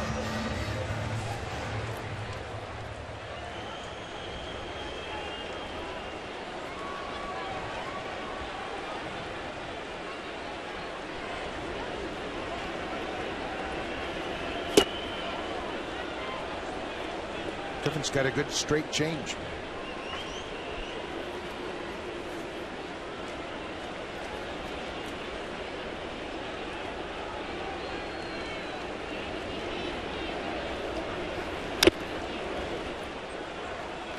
The foul ball off the mask of Derek Norris rocked him, put him back on his heels. Jerry Lane, the veteran umpire, is giving Norris a little bit of a break. Watch the catcher's mask. That'll rock your world, won't it? I really kind of miss that every once in a while. You do? No, not really. Time out here. Now that hit him square on that mask, and you could see it knocked him to his heels. You know what? I just never had the pleasure of having a foul ball like that off a face mask. 0-2. That slow curveball bounced in the dirt. Griffin just tries to mix it up, mix all of his pitches. You can see him doing that. This is Blue Jays' first look at him. Really hasn't fallen into any pattern tonight for him. It helps when you're staked to an early lead. Obviously, he had a 1-0 lead after 1, had a 9-0 lead after 2. There's a good changeup. His 6th strikeout of the evening. He struck out the side in the 4th. Now it's time for a Blue Jays Central update.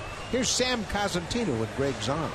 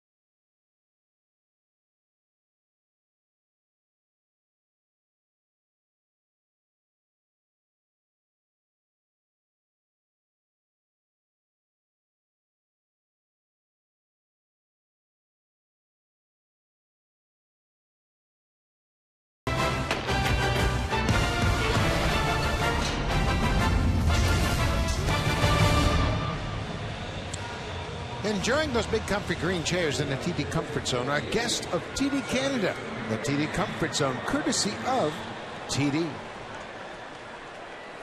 Seeing a lot of action here tonight. Unfortunately, it's all one-sided. Oakland has a 10-0 lead. Drew Carpenter in the ball game with his third inning of work. He'll start his third inning against Jamal Weeks.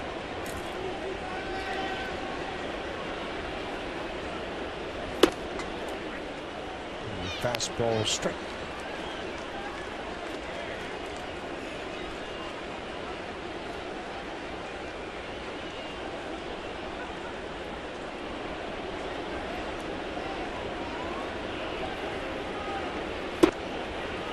Upstairs, a ball on the strike.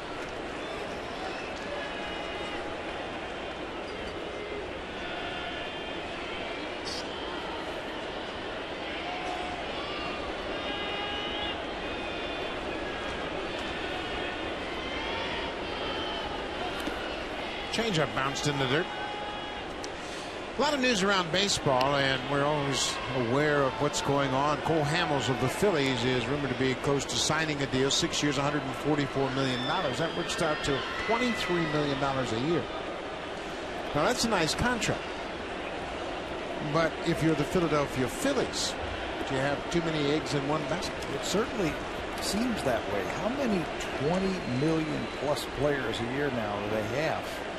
Right now, with Hamels' contract for next year, they would have 7 players tied up for $126 million. 5 players. 7. 7 players. 7 players at 126. Yep. So you got to find 18 more. Those 18 other guys aren't going to make much. No. You would think. 2 balls and 2 strikes on Jamal Weeks. Do teams find their, they've had a great run, and the Philadelphia Phillies have had a great run. They find that you're paying for past performance going forward for certain guys? Oh, yeah. They always do that. And Mathis tags Weeks as he strikes out. 1 out. Let's check in with Sam Cosentino.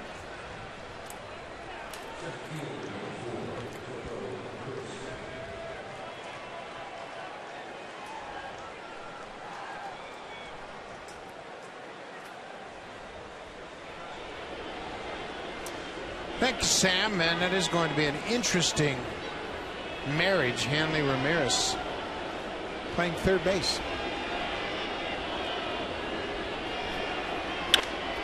The ball is hit high and deep to right field. Coco Crisp, his second home run of the night. A 3-hit night for Crisp with 2 home runs. His 4th and 5th homers of the season. Something about Drew Carpenter for Coco Crisp, and he likes it.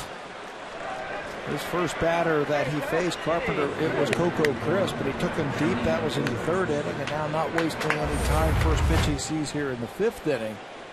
Same pitch, same result. High and deep to right field for another home run. 11-0. Coco Crisp with a 2-homer night.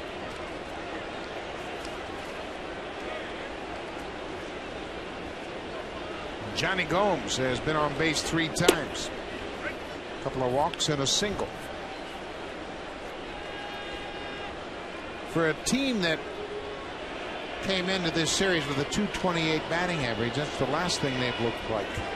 They've now scored 18 runs on 17 hits in 2 games. They've looked very good at the plate. They've had a pretty decent game plan. And they really haven't wavered from that game plan. Oakland has always been a team that has taken a lot of pitches and really worked the count. Add to it this year some guys who can hit the ball out of the ballpark like Reddick and Gomes and Cespedes. And it's a different offensive team than the one we saw just last year. It's a 3rd multi-home run game in his career for Coco Crisp. Got 2 home runs in a ball game last August at New York. And his first 2 home run game came in 2007 at Atlanta.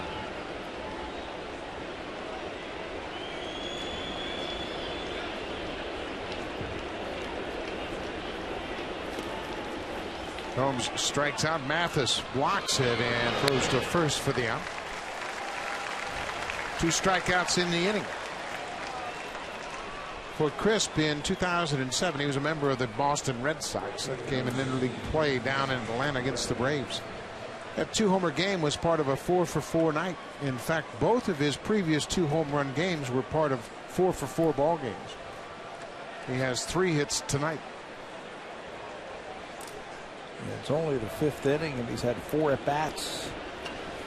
He had a couple of other shots to get that 4th hit.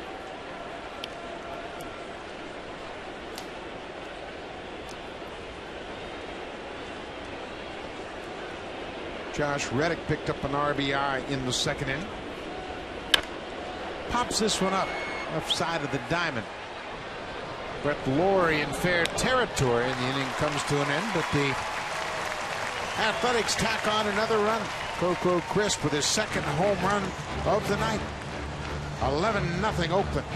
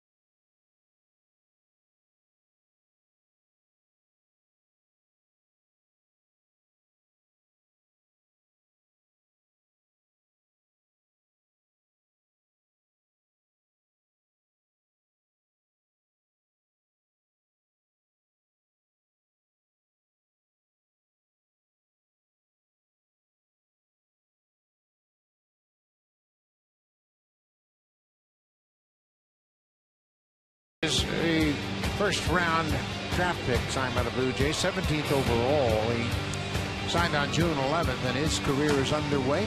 Last 3 games in the Gulf Coast League, he's 6 for 12. He had 3 doubles, a couple of steals. He was born on this day in 1994, turned 18 years old today. And he's off to a decent start in the Gulf Coast League. For the season, he has 12 stolen bases. He played against the Yankees team this afternoon.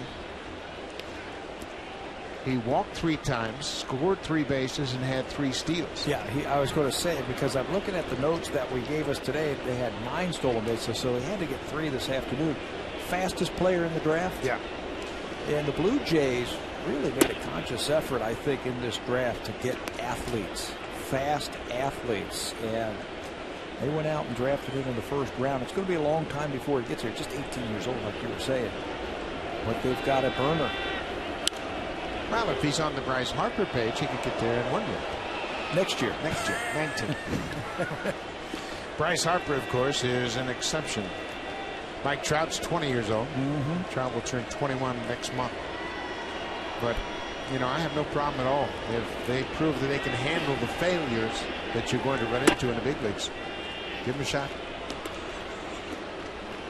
Well, Mike Trout is putting up some kind of numbers for the Angels. The other day, after 75 games, Mike Trout had 109 hits. It's the first player in history to have 100 hits in 75 games. Think about that. 109 hits in his first 75 games. First 75 big league game, 100 hits. Of the season this year. Yep. He came up last year. Okay. But in the first 75 games this season, he had 109 hits. He's pretty good. 31 stolen bases, 15 home runs. He's also scored 71 runs in 75 games. But obviously, I believe, and I don't think there's any formula for when you can tell a player is ready. I believe they'll let you know. And here's a perfect example. Travis Snyder came to the big leagues 4 years ago as a 20-year-old. And he's really had kind of a roller coaster start to his career. That slow breaking ball, he had a good look at it. But one thing that I think is commendable is the way Snyder has handled all of his adversity. You never hear him complain. When he goes down to AAA, he puts his head down and goes to work. He's done everything that the Blue Jays have asked him over the years. Let's try this offensively. Let's try lowering your hands. Let's try getting a better jump. I mean, he has worked very hard. And he has put together. He came up, in my mind, a little bit too early. He just wasn't a polished big league player. Great talent. It just wasn't a finished product. And I think that hurt him. AJ Griffin records his 6th strikeout of the night.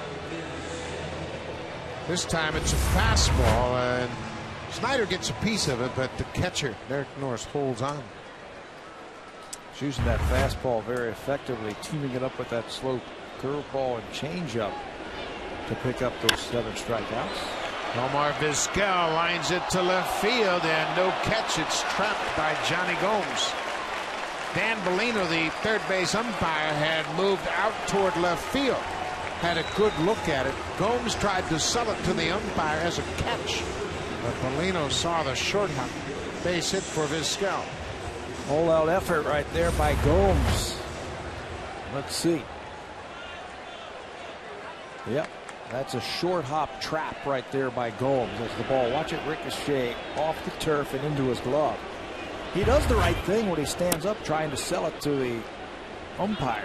Like he make the catch. That's one of the plays that they are considering to use instant replay on in the future. Those trap balls in the outfield. Anthony Gose is in a hole 0-2. You know, why not? Now, I have kind of a concern about that particular play, because if you rule that a catch and then overturn it, where do you put the base runners? You rule it a catch on the field, they appeal it, and you call it a base hit after that. If there are runners on base, that would be a lot harder. Maybe if you rule that a catch, it's a single, isn't it? Yeah. I mean, you're going to run into all sorts of problems, because if you rule it a catch, say there's a guy at third base. You rule it a catch, guy at third base doesn't score. Thinking that it's a catch. You go back and look at it. You can't give him home. How are you going to do that? It's a tough one. But certainly we have the technology to continue to expand instant replay. Yeah, look how quickly we were able to roll back that replay and show you that it was not a catch. It took all of maybe 10 seconds. Yep. Brett Laurie has grounded to the shortstop twice tonight. There's a good rip at that pitch. Blue Jays with just 2 hits against AJ Griffin.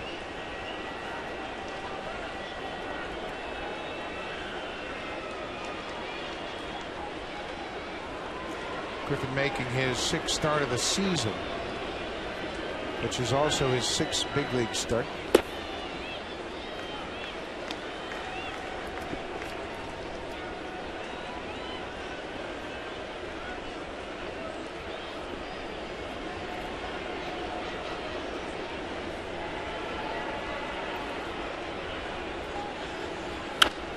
Oh, he fouls it up.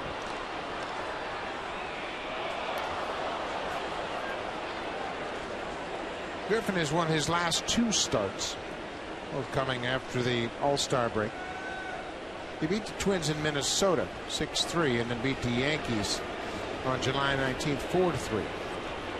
Each of those games going 6 innings. Laurie waits back on the breaking ball, knocked down. That'll be an infield hit for Brett Laurie. Brandon Hicks slid on his knee, tried to backhand it, but couldn't make the play. Yeah, he knew he had no chance of Brett Laurie at first base, but he thought he had a shot at second base, and he tried to make that play before he caught it. Hit right in that 5-6 hole. Pulls the glove back just a little bit too quickly. It'll go as an infield single. It's the third hit of the night for the Blue Jays. You're just talking about A.J. Griffin and some of the games that he has pitched against. He has pitched against some decent offensive clubs. Made his first start of the season against San Francisco at home. Team won that game. He got a no decision. Again, 6 innings. He's pitched 6 innings in each of his previous 5 starts. Yeah, every one of them.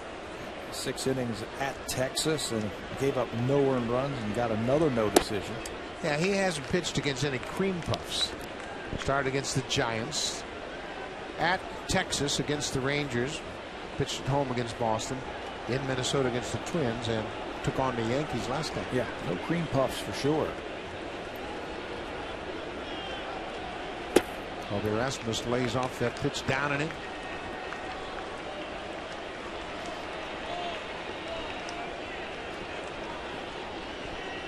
The A's have had 66 starts this season by pitchers with less than 2 years experience.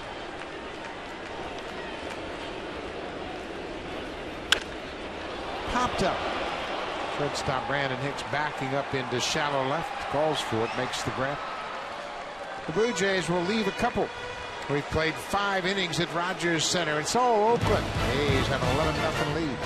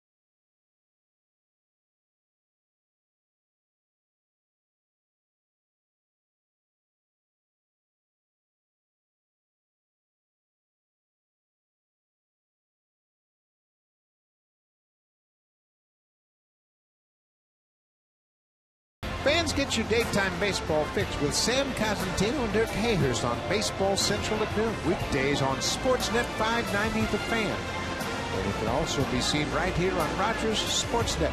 Sam Cosentino and Dirk Hayhurst. Baseball Central at noon. Weekdays on Sportsnet 590.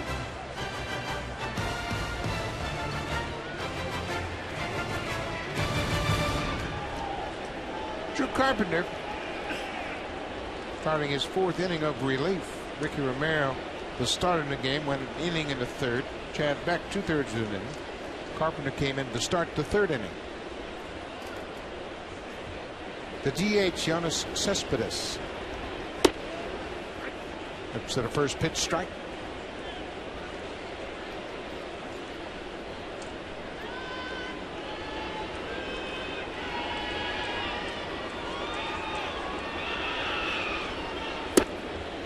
Ball on the strike. 23,948 on hand for game 2 of this 3-game set.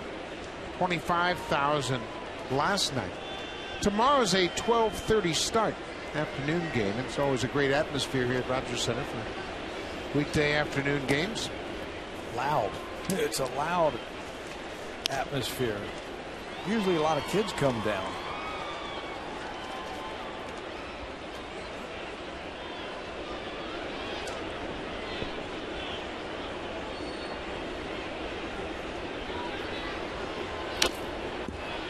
changeup ran down and in. Cespedes got a piece of it, fouled it back to the screen.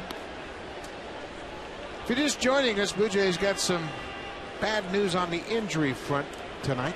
J.P. Arancibia suffered a broken hand in the second inning. Took a foul tip off the back of the right hand. John Farrell will be without his starting catcher for about 6 weeks. I know my son's going to be very disappointed. JP's his favorite player. Yep. And he's up here in town to watch his buddy. Now, JP has homered in 3 straight games, and he has really been very productive since he's moved up into the batting order, and it's a big loss. I would imagine Jeff Mathis would do the majority of the work behind the plate. Jan Gomes is here, and he's a capable backup for sure. But then again, that's something the ball club will decide and see how they want to go. Gomes has done a very good job of catching and got a lot of repetitions in AAA after Travis d'Ormeaux suffered the knee injury. Gomes was behind the plate almost every day. Yeah, he was saying that he was catching 4 and 5 games a week down in AAA. Got to start playing him just a little bit more. It will be interesting to see what the Blue Jays do with that roster spot. Popped up Encarnacion in foul ground.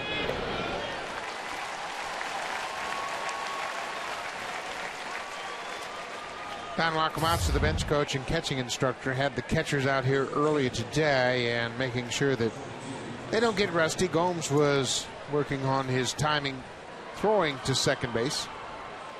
He's got a good arm. Yeah, he's got a very good arm. And I love the versatility that he brings to the ball club, and it certainly makes John Farrell's job just a little bit easier to have that third catcher. If you need a pinch run late in the game, you don't have to burn your backup right away. Gomes can play first, third, the outfield. Chris Carter rides one high and deep to left, and this ball is gone. Chris Carter, his 6th home run of the season, 3rd home run of the night for Oakland. A solo home run comes with 1 out in the 6th. That is his 4th solo home run of the season. And that just shows you the type of power that he possesses. To take the next step, you have to do a little bit more consistently and hitting the long ball, and he's starting to show that now. Big numbers in the minor leagues.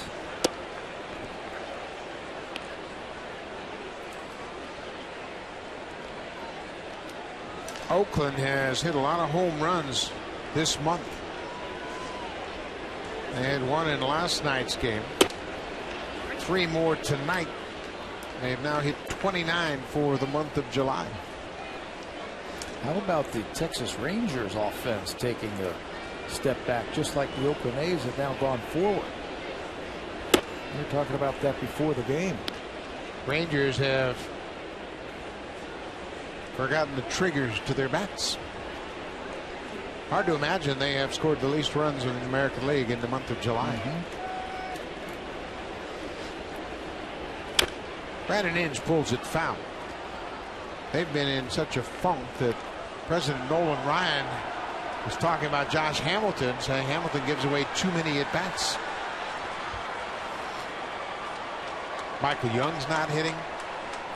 Mike Napoli hasn't had the kind of offensive season he had a year ago. He's not going to hit 30 this year. Nelson Cruz is not hitting right now. And that guy just wears out the Blue Jays. Inge strikes out. Mathis tags him. 2nd out of the inning.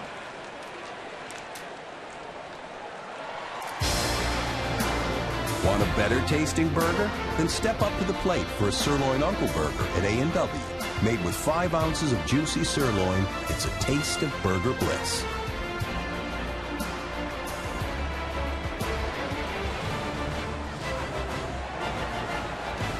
That crowd on hand here at Rogers Center. 2nd game of 3 against Oakland. Be an afternoon game tomorrow afternoon. Pitcher Derek Norris takes a breaking ball for a strike.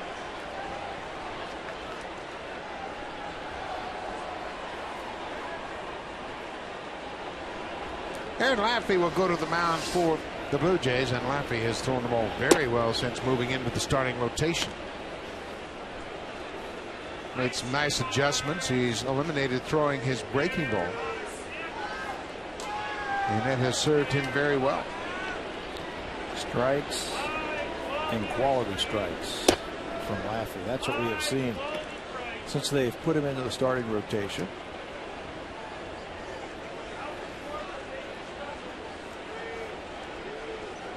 Laffey went 7 innings last time out against Boston, shut out the Red Sox on 8 hits, didn't walk a batter, and struck out 4.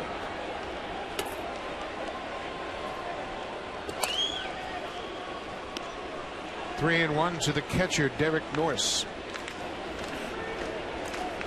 John Farrell was a big Aaron Laffey fan when the two were together in the Cleveland organization, and now Laffey is starting for John Farrell.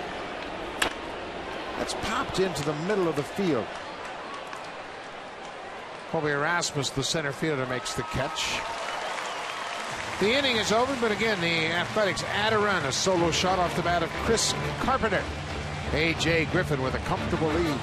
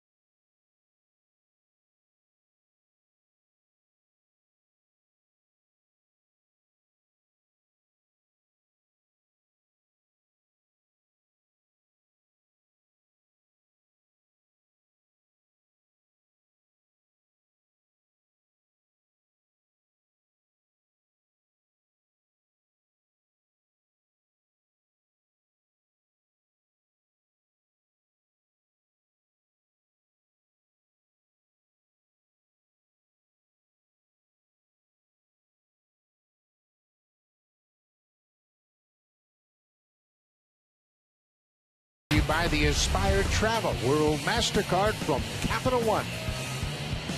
We'll take a look at inside the numbers, the percentage of runs via the home run. The Yankees, of course, lead the pack. 51.6% of their runs come on home runs. Baltimore, surprising number there. But then you have the Blue Jays and Oakland Athletics. Athletics have done a great job. They don't hit a lot of home runs, but they don't score a lot of runs. 369 runs, and 43% of those runs on the home run. They have hit 102 home runs this year coming into this game, so they've hit 3 tonight. 105, just 114 all of last year. So that's part of the game that Billy Beane has added to Oakland. That certainly has helped because a lot of their runs come via the long ball. Edwin Encarnacion has been on board twice tonight against A.J. Griffin. He walked in the first and doubled in the fourth. He picked up the first Blue Jay hit of the night. They have since added a pair of singles.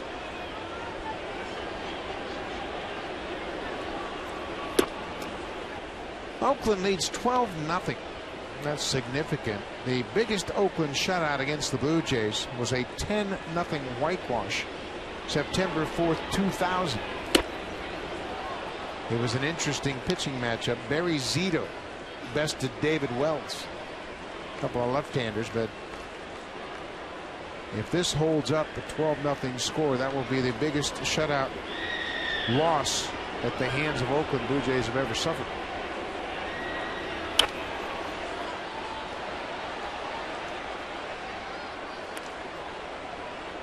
Coming into this ballgame, Oakland had scored 72 runs in 17 games this month. And you mentioned the Texas Rangers? Yeah. Texas had 57 runs scored at the start of play tonight. 57, last in the American League. For runs scored in the month of July. when we played them earlier this year, they looked like the best offensive team. I still think they're the best offensive team. They've got so many weapons. But it's almost like their whole team has gone into a collective slump. Another breaking ball, another foul off the bat of Encarnacion. Talking about July home runs. Oakland has had 3 home runs in this game tonight. That's 29 for the month of July. The Angels at the start of play tonight have 33. The Yankees have 31. Then the Oakland Athletics. Coco Crisp with a pair of homers tonight. Encarnacion strikes out. You know what makes that impressive for the Oakland A's? It's not like they play in a bandbox like a Texas or the Yankees or the Red Sox. Another one of those high fastballs. He is just blowing by his previous high strikeouts. That was 5 in a game. That is number 9 tonight. So every strikeout, this young man just keeps setting a personal high.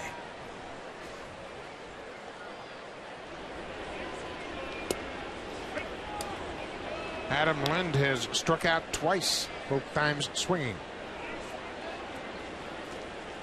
You remember hitting in the Oakland Coliseum, how brutal that is to try and get the ball in the air and get it out? Yeah, it's a great ballpark for pitching.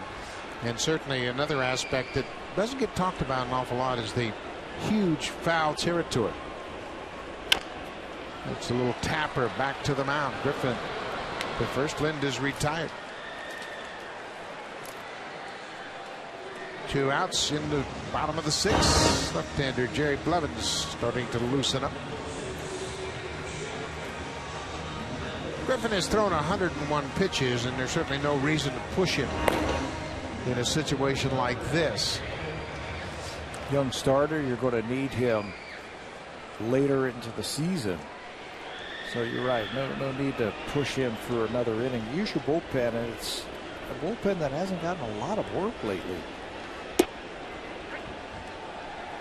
Boy, that is a good get-ahead curveball. That get-me-over curveball on the first pitch. Jeff Mathis, his third plate appearance of the night. He struck out and then walked. J.P. Arencibia never came to the plate as he suffered a broken hand in the 2nd inning, top of the 2nd. Fly ball left field. Johnny Gomes near the foul line makes the catch. Blue Jays go quietly in the bottom of the 6th. A.J. Griffin in command.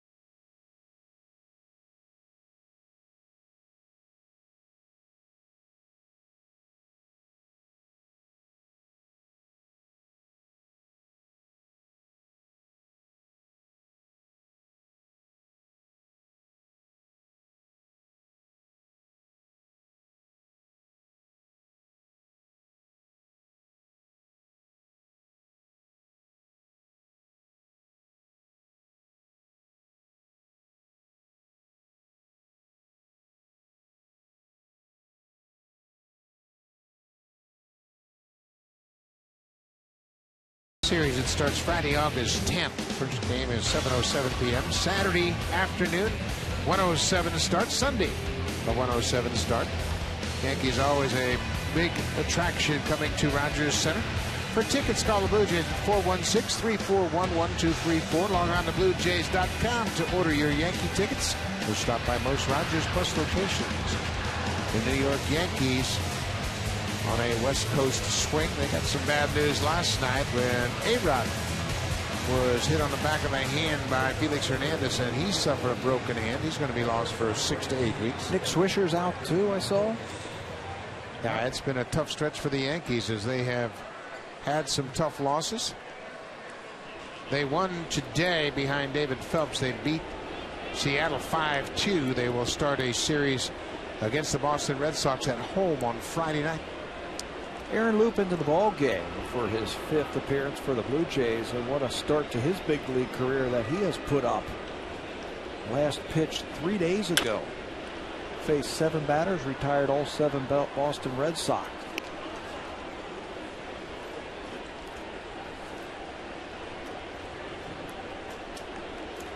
Brandon Hibbs, the shortstop, has picked up an RBI tonight. He struck out twice and grounded out.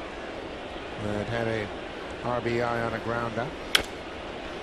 Tell you what, this has been the most pleasant surprise of the season as far as the bullpen. The way Aaron Loup has come up unheralded, didn't go to spring training, and he has thrown well. Was not in big league camp for the Blue Jays, and has opened up some eyes in his 4 appearances. He doesn't look intimidated at all on the mound. He throws strikes. He had a curveball the other day against Boston that was extremely impressive to a right-handed batter. I believe it was Dustin Pedroia. Ball had started in the other batter's box and swept across the plate like that. There you right go. on cue. Very nice. 1 out. Let's check in with Sam Cosentino.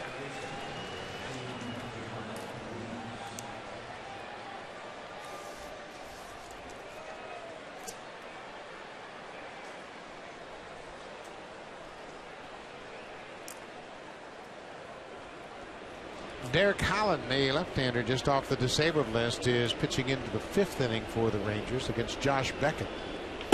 Well, Beckett is a guy that Boston certainly needs to turn things around. Through 4 innings, he's given up 3 runs on 8 hits.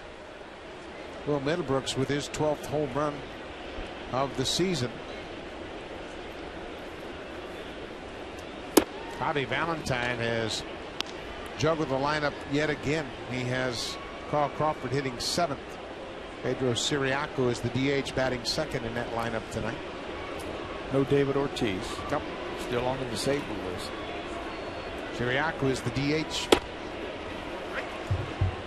That Mentioned team. the Texas Rangers and their struggles. Hamilton again 0 for 2 tonight. His average of 288. It was like 350, wasn't it, about a month ago? I mean, he was leading the league for the longest time.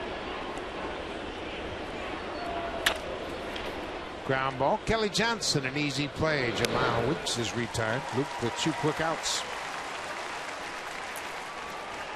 Talking about the Boston Red Sox, excuse me, Buck, you were talking about Beckett. How about John Lester? He's got to get it back together. Beckett and Lester just have not been very good. No, and Lester certainly.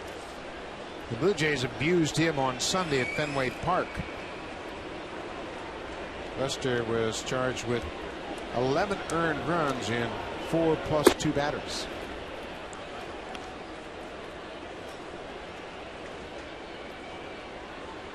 Coco Crisp has had some night. 2 home runs, 3 hits overall. Pops this one up. Anthony Ghost, the right fielder. There makes the catch. Aaron Loup with a 1-2-3 top half of the 7th.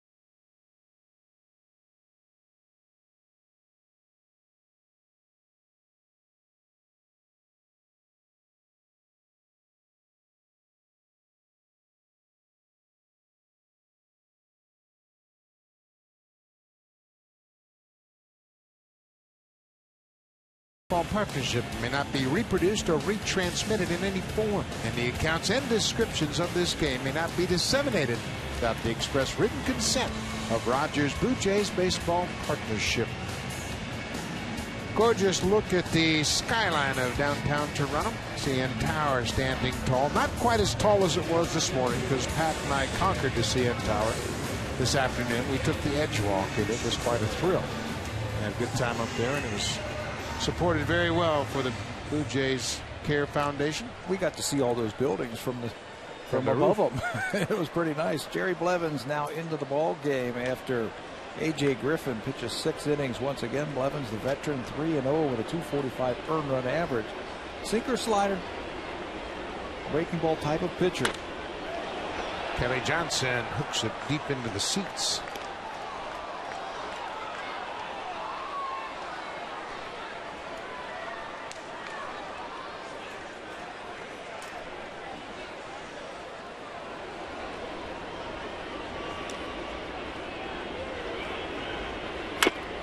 That's cued off the end of the bat. That is trouble up the third baseline, but it is going to trickle into foul ground.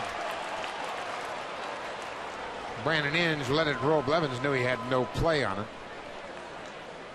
Yeah, right off the end of the bat, cued like that.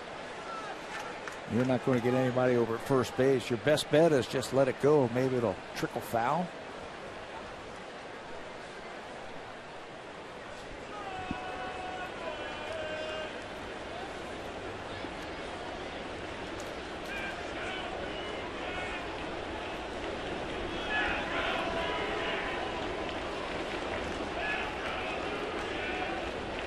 Breaking ball way inside. Blevins is the graybeard of this pitching staff down in that bullpen. He's 28 years old.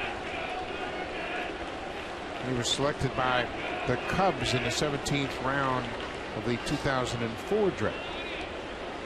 Traded to Oakland in 2007. And there's a big sweeping breaking ball. Kelly Johnson strikes out.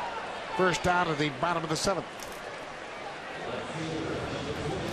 10th time that a Blue Jay has gone down. It's a sweeping breaking ball. He'll use it with 2 strikes to the left-handers to pick up the punch out.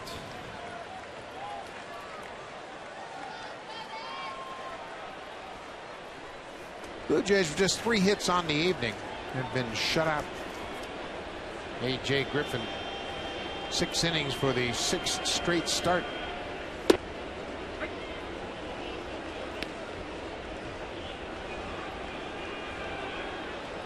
Good job by Griffin. The Athletics are close to getting starters healthy on the disabled list. They're going to have an interesting dilemma. Brandon McCarthy sounds like he's the closest to coming back. He's the right-hander. Then they have Brett Anderson, the left-hander, and Dallas Braden, another left-hander, who are all coming back from injuries. Braden might be the longest shot to come back. But Brandon McCarthy threw a simulated game. He'll throw a simulated game tomorrow. Scheduled to throw 45 pitches. And then a bullpen session on Saturday. And then they could make a decision as to whether they should give him a rehab start or bring him up to start in this rotation. And Brett Anderson, who before he got hurt was probably their best pitcher, on rehab right now.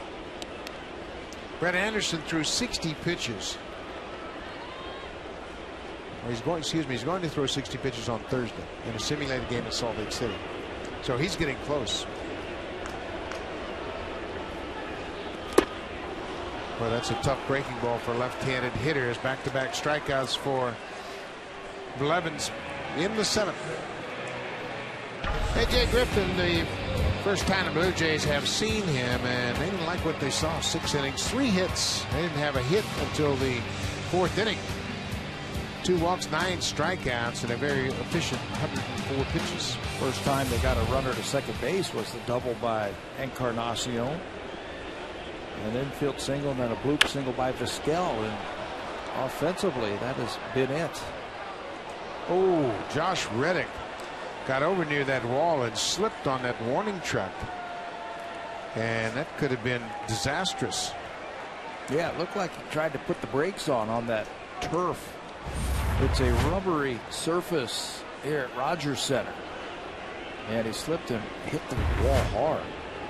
Yeah, it looked like he slid up against that wall beyond the warning track. Omar Vizquel shoots it to left field. Johnny Gomes on the run, makes the catch in fair territory, and Jerry Blevins has a very clean inning, a 1-2-3 seventh. We'll go to the eighth. Oakland with a 12-0 lead.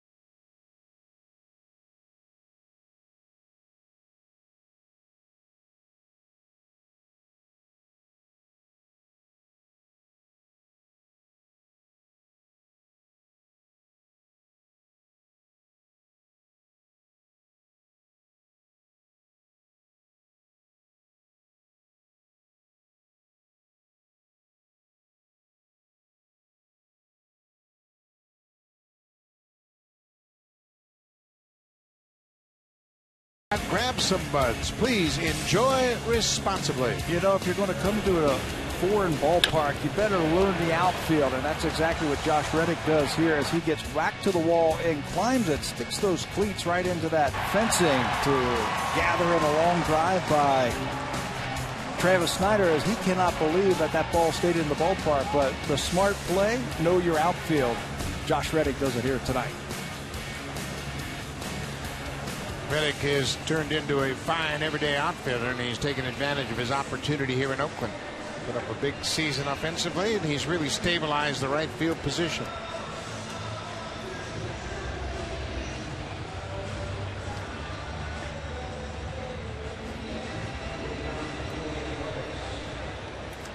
He might be out of the ball game now. It looked like he hit his legs really hard against that wall, so Seth Smith has grabbed the bat and has come out to the on-deck circle for the A's to hit in Reddick's spot.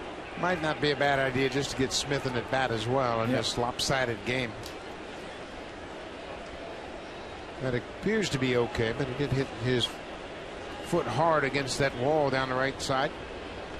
Johnny Gomes has walked a couple of times. He scored 2 runs and driven in a run. Aaron Loop in his second inning of relief jumps ahead of Gomes.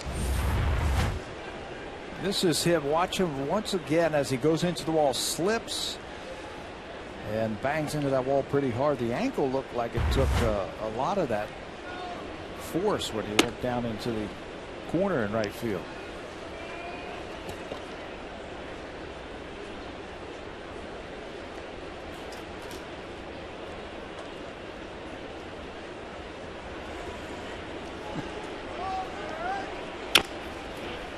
Bouncing ball up the third baseline. Luke doesn't have a play. Johnny Gomes has an infield hit. Gomes with a pair of hits tonight. He's also walked a couple of times. He's been on base 4 times now. Really nice production out of number 2. Oh, he couldn't roll out there any better than that.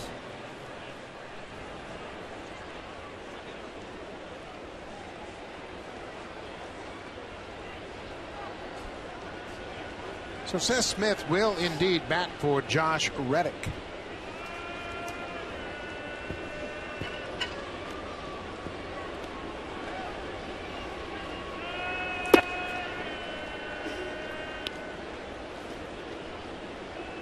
Smith batting .249 for the season, has had 2 hits as a pinch hitter. He's 2 for 10 pinch hitting. Got some pop too. 11 home runs, probably none bigger than the other day against the New York Yankees. Rafael Soriano gave up the first home run of the season to Seth Smith. That tied the score at 4-4 in the 9th. Game that Oakland would eventually win again in walk-off fashion. They lead the big leagues in walk-off wins with 11. Just that fact certainly has to give your team an awful lot of confidence.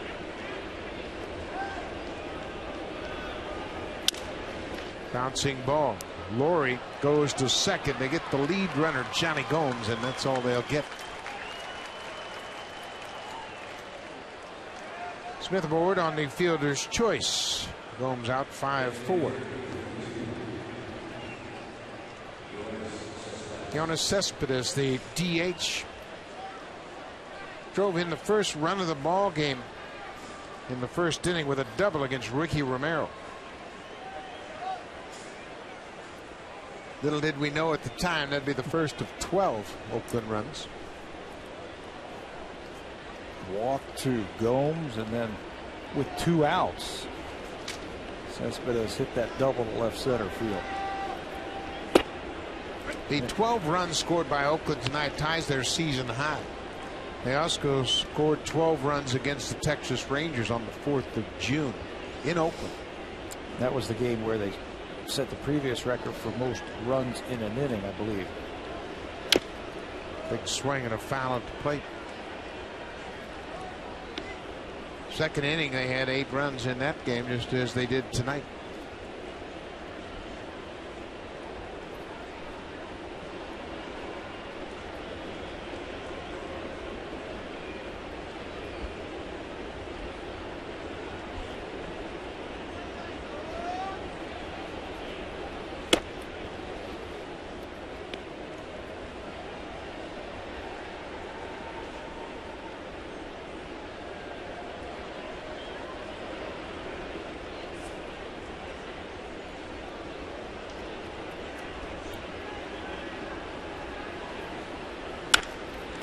That ball is going to shoot the gap and go all the way to the wall. Seth Smith is around third. He's headed for home, and the throw will be late as Smith slides in. Mathis blocked the plate. Smith got there before the ball got to Mathis. The Athletics have scored another run. Cespedes with his second RBI of the night, now has 50 for the season. He too has been on 3 times tonight. He's looking like a pretty good hitter. We saw him hit his ball to left field. His double the first time up. This time he's going to wait back on this breaking ball and drive it to right center field. Split the gap. Rasmussen goes all the way to the wall. Blue Jays get the ball in, and it looked like they had a shot right here. But the ball and the runner meet at home plate at the same time. But ricochets off one of the players at the plate, goes away, and that allows Cespedes to move up to third base. Cespedes moved to third on an air charge to Kelly Johnson, and that's always a tough air. He made a good throw. Ball got there same time as the runner. And because it bounded away from Jeff Mathis, Cespedes is able to move to third on the air. Those are always tough errors for infielders. When you make the throw home like that, if it gets away from the catcher, 9 times out of 10, you're going to be charged with the error. Bouncing ball. Vizquel will go to first. Cespedes comes in to score. The 14th run of the night.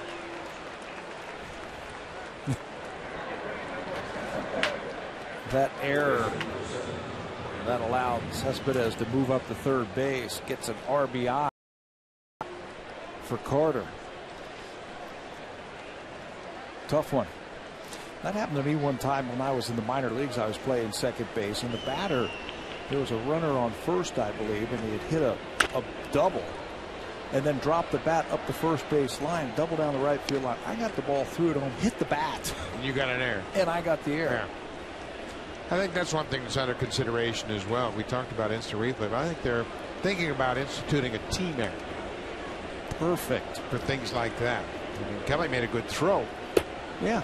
The ball got away because the runner and the ball got to home plate at the same time. I don't know that Jeff Mathis ever touched the ball. But it's the same on a pop-up to the outfield where 3 defenders converge and the ball falls between them. Who do you give the error to? Who do you give it to? It's got to be a team error, and that's being considered. Brandon Inge pops it up. Encarnacion over near the wall, has room, and the inning is over. Oakland scores 2 more. They've taken a 14-0 lead. Now it's time for Blue Jays Central Update. Here's Sam Cosentino and Greg Zahn in the Blackberry Broadcast Studio.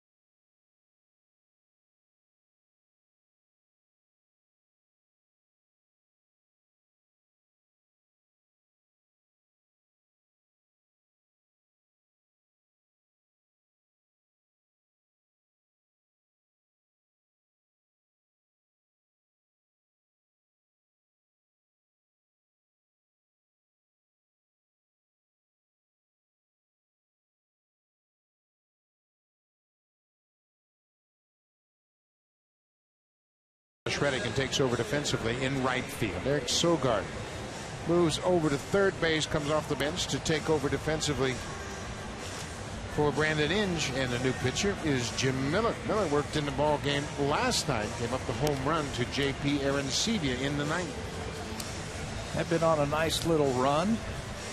Career high 9 scoreless inning streak over 6 games.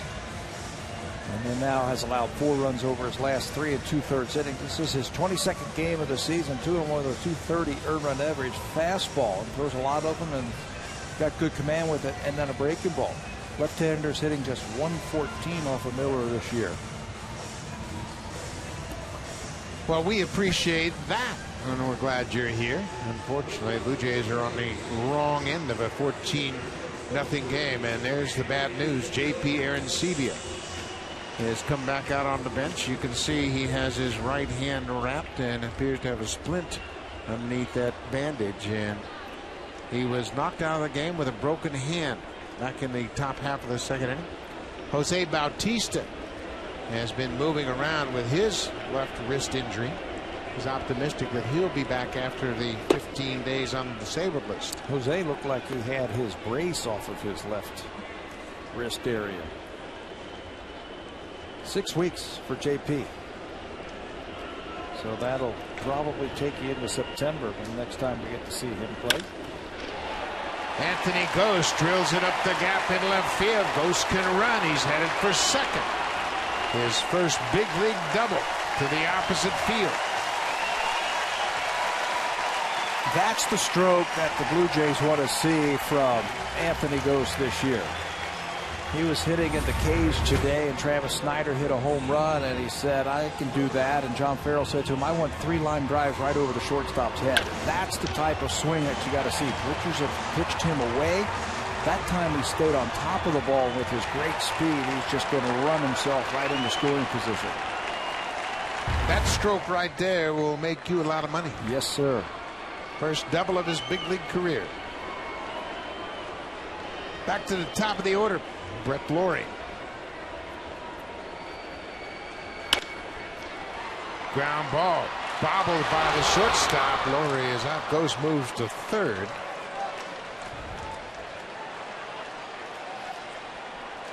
Hicks may have been rattled and thought about going to third base when he saw Ghost break, but I don't think he had a shot. No, not when it's 14-0. You're just counting outs right now. Boy, there is no substitution for speed. They can do so many things on the bases. This time he's going to outrun the ball. Third baseman's not in position to make that play. And again, you're just counting outs right here. Get the play over to first base to get that first out. Rajay Davis comes off the bench and bats for Colby Erasmus. Erasmus had gone 0 for 3 in the game. Davis takes the pitch down and away.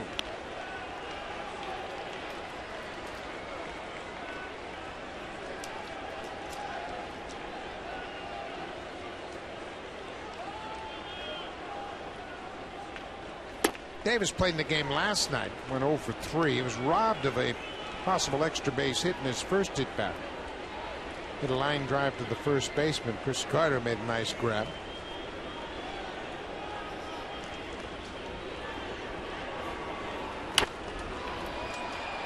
Pops this over near the A's dugout and back out of play. Lefty on the mound tomorrow afternoon for the Oakland A's, so we'll probably see Rajay get a start. It's not a bad idea to give him that bat tonight. Get him ready for tomorrow. And just get him into a ball game and getting some game action. And then probably start him against Tommy Malone. But Malone's had a good start to his season. Malone has 9 wins. He's 9-6. He'll go up against Darren Laffey in the day game tomorrow. Laffey at 2-1. He's won his last 2 decisions.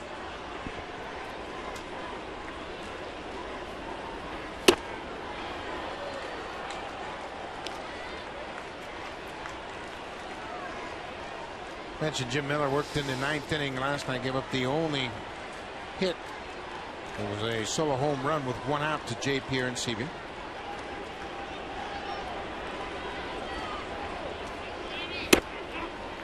Davis takes a walk. 2 on, 1 out. Miller will throw you a fastball. That at bat you were talking about last night from Aaron Seavey. It kept pumping fastball after fastball in there, and then tried to cross him up, throw a breaking ball, and he homered for him. Yan Gomes will pinch hit. He's batting for Edwin Encarnacion, the first baseman.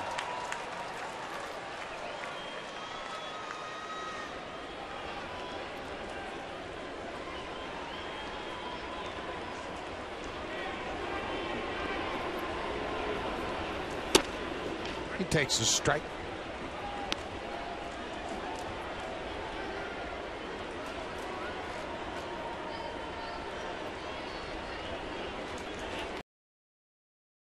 Gomes last played on Friday in Boston.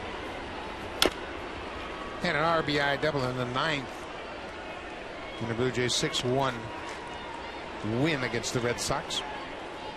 Went 1 for 4 in that game. So this is his first action since Friday night in Boston. That double was right down the right field line. He has shown that he can turn on a pitch on the inside part of the plate and take that outside pitch the other way. 0-2. Wouldn't be surprised if Gomes plays first base tomorrow with Tommy Malone starting. Edwin Encarnacion might serve as the DH tomorrow as they load up with right-handed bats. Yunel Escobar was in the original lineup tonight. He was scratched during batting practice, and Omar Vizquel was inserted into the shortstop spot. He had been playing so well for the Blue Jays, offensively and defensively at shortstop. That happened around 5 o'clock. John Farrell was told that there was a problem, and he went out and made the change.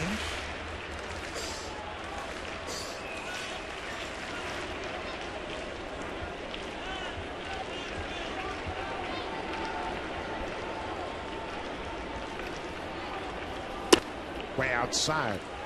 A ball and 2 strikes to Yan Gomes.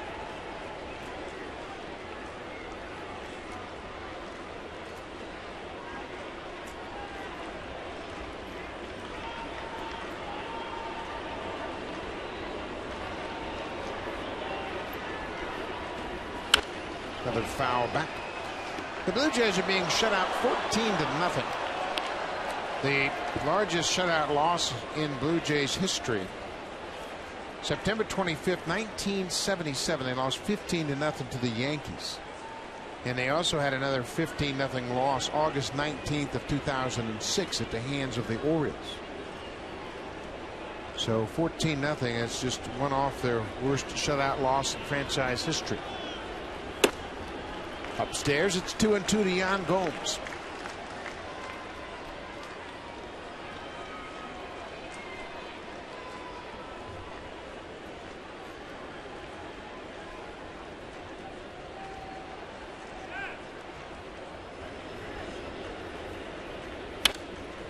Gomes is hanging tough. How about that?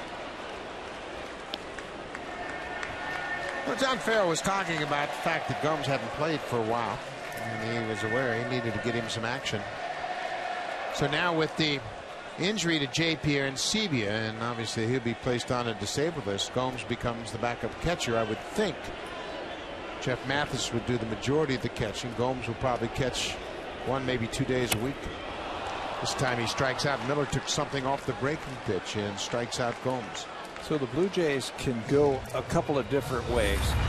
Fouled off some breaking balls, and now Miller goes out of the strike zone to pick up the strikeout, and that one down in the dirt. Jan swings right over the top of it. They could bring up an infielder.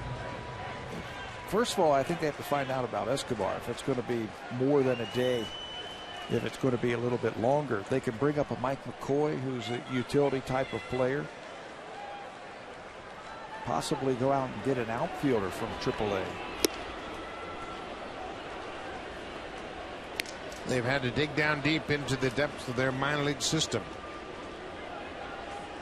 Now they have lost their starting catcher, J.P. Arancibia. If Travis d'Arnaud was not injured, with J.P. now out, that might have been a ticket for d'Arnaud to get his chance to play some big league baseball. He's done for the year with a knee injury. Glenn behind, 0-2. Strikes out, goes after that high fastball, and the Blue Jays leave a pair. Yan Gomes strapping on the gear. He'll go behind the plate for the top of the ninth.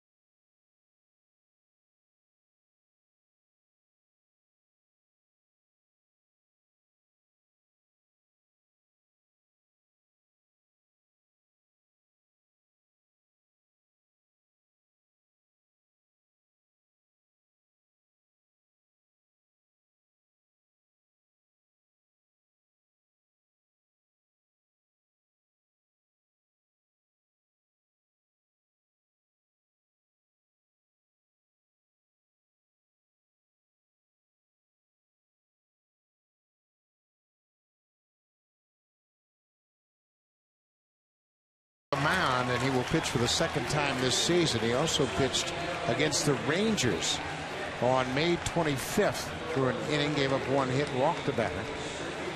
So with the score 14-0, Yan Gomes will take over behind the plate, and Mathis will try to pitch the 9th inning and get out, not going any deeper. Adam Lind takes over defensively at first base. Gomes pinch hit for the first baseman, so Lind, the DH, has taken over at first.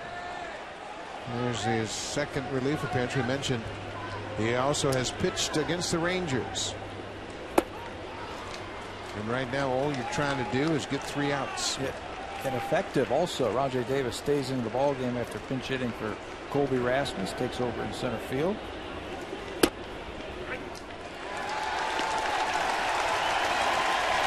Now you can hear the crowd reaction as Mathis throws a strike.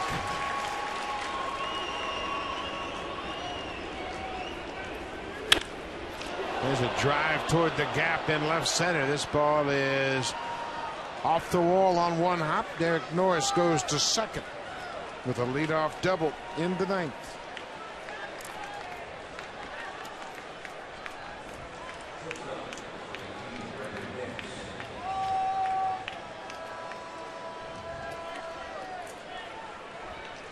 Now for a preview of what's coming up on Connected. Here's Jamie Thomas and Ryan Leslie.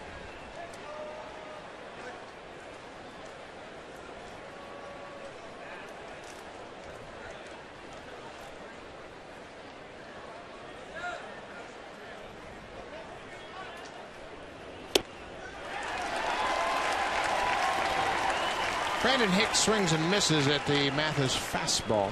Hicks hitting 156. He drove in a run tonight. Had a ground ball to the third baseman, a run scored. He's got to be figuring also, hey, everybody else is getting hits tonight. And he has one now. Yep. He's going to get a double down the left field line. Derek Norris jogs around third and comes in with the 50th A's run of the night. I thought you were hitting the homer there, dude. I thought you were hitting the job. So Oakland, coming in with the worst batting average in the American League, has now scored 22 runs in the first 2 games of this series. They got their hitting shoes on. Yes, they do. The average will go up. There's not much that John Farrell could do right now. He's throwing up the white flag tonight. Just get ready for tomorrow's ball game. So as it stands now, 15-0, this would tie the largest shutout loss suffered by the Blue Jays. You see the available pitchers: Oliver Jansen and Lyon. You're not going to use any of those in this game. Look forward to hopefully salvaging the third and final game against Oakland tomorrow afternoon. Quick turnaround.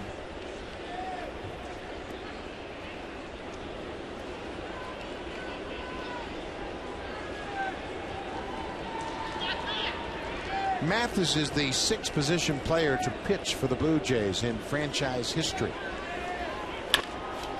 He's going to get an out here. Kelly Johnson feels it, throws out Jamar Weeks. Mathis pitching for a 2nd time this season. Bob Baylor, the infielder now for the pitch for the Blue Jays in 1980. Craig Cusick, the first baseman, pitched in '79. Rick Leach pitched in '84. Mike McCoy pitched last year. And Frank Menachino pitched in 2004. All you want to do right here, finish off the ball game. Don't get hurt. Yeah. Remember years ago, Jose Canseco of the Boston Red Sox went in and hurt his arm and eventually had Tommy John surgery. Trying to be cute. Yeah, just throw it in there. Jeff was telling me after his game down in Texas earlier this year that he was so sore after that 1 inning. And it was a quick inning, too. I think he faced maybe 4 batters. And it was a quick inning. He threw strikes and got out of there quickly. But the next day, he was so sore. Coco Crisp hits one into right. Tagging it third is Hicks, and he won't come in to score. Ghost throws it all the way on the fly to the plate. That's a professional courtesy. Obviously, you don't tag up in a situation like that. With a chance for Ghost to show off his arm, and that's a pretty good one. Gets behind it, gets a nice little running start, and airs it out. No need to hit the cutoff man there. Now there are 2 outs.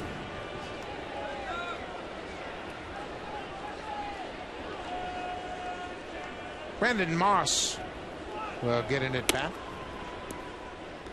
as he comes off the bench. Moss batting for Johnny Gomes.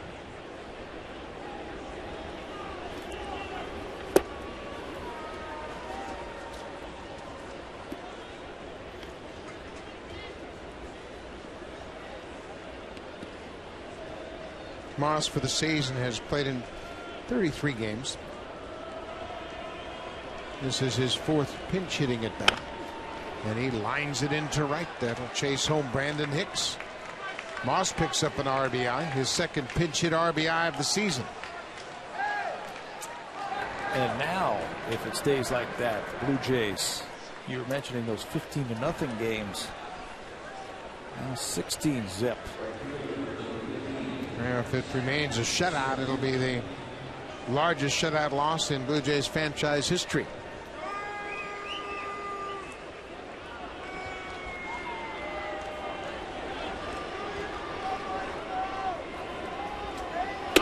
Seth Smith came into the ballgame as a pinch hitter in the 8th, hit into a fielder's choice. This game got out of hand early. Oakland put up an 8 spot in the 2nd inning.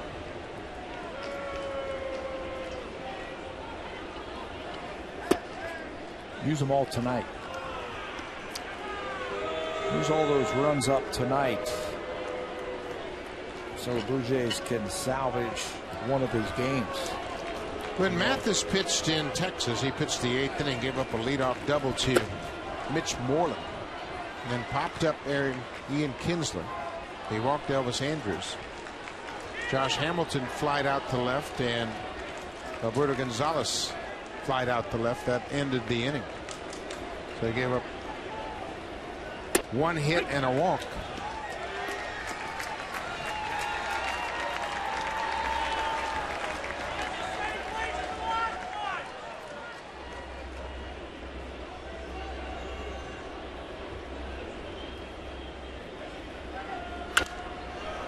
These are always tough games to swallow. Yeah. Then you have to turn around and play tomorrow at 12:30. Short memory.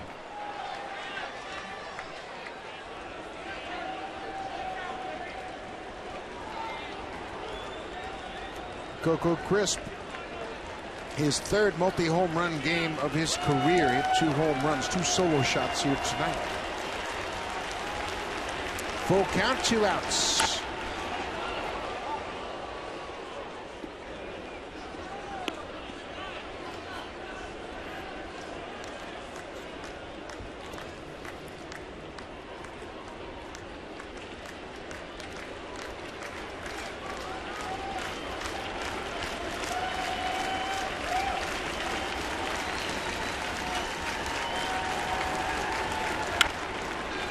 Popped into shallow center. The shortstop, Omar Vizquel, backing up.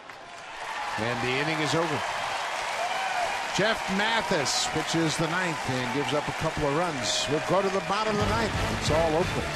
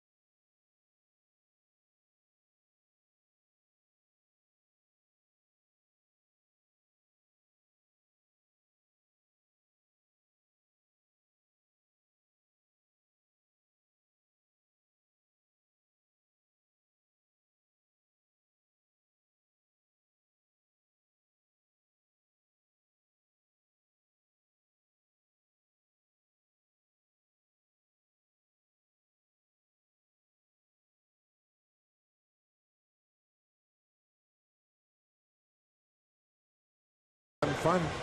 Still loyal to the hometown team, despite the fact that they trail 16-0. Good crowd on hand. Started this game. 23,948. Royal Blue Jay fans hanging out.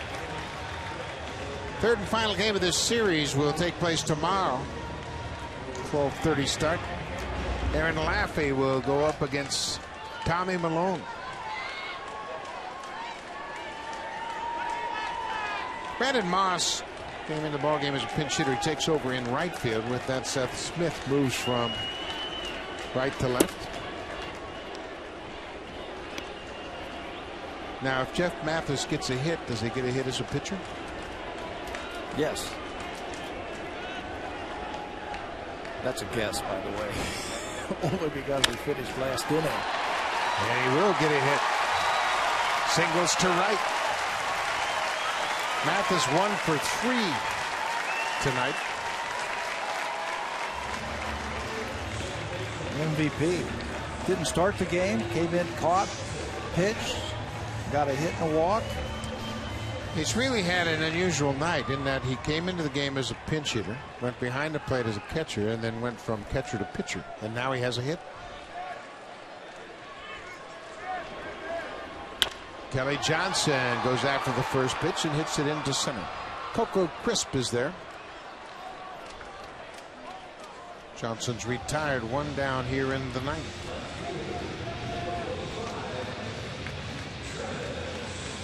The Oakland A's came in red hot, and they continue with this win. They'll go to 16-2 for the month of July. And they've had a breakout game offensively tonight.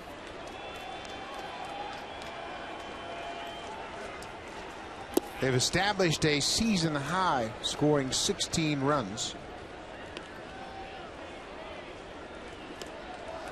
It'll take them to 9 games over 500. And at the start of play today, they had leapfrogged over the Angels by a percentage point for second place in the American League West. 5 games behind Texas. Angels beat Kansas City 11-6. Jared Weaver, the Angels starter, improves to 13-1. With that Trout fella? Yeah. 2 hits, 3 runs scored, 2 RBIs. Wow. He is some player. Has there ever been a guy win the MVP award when he didn't do anything in the month of April? Yeah, that's a great question. And memory serves that there is. No, you know what I'm thinking? I'm thinking of Rookie of the Year. Willie McCovey won the Rookie of the Year by playing just about a half a season one year. Put up phenomenal numbers. Well, he's eligible for the Rookie of the Year, right? So yeah, he could be the Fred Lynn of 2012. There you go. Fred Lynn, 1975, MVP and Rookie of the Year. Mike Trout has 49 RBIs. He's batting .356. Travis Snyder is hanging tough against Jim Miller.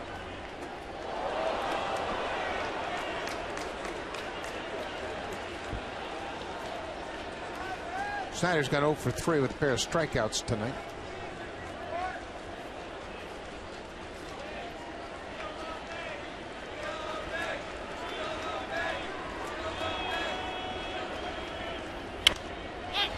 It's just popped up behind home plate and over the screen.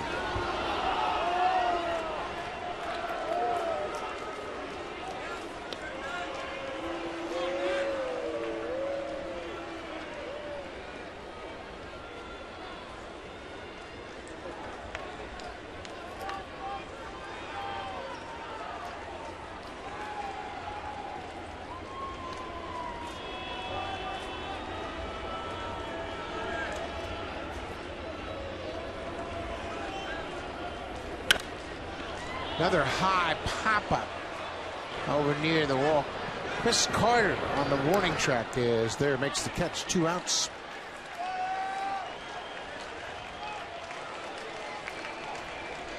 The Blue Jays are down to their final out. Omar Vizquel, the shortstop, has singled in 3 trips.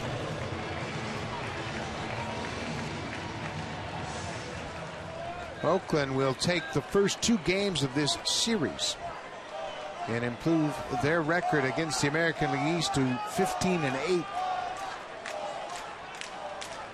And go to 6-0 in this stretch of 17 straight games against the AL East.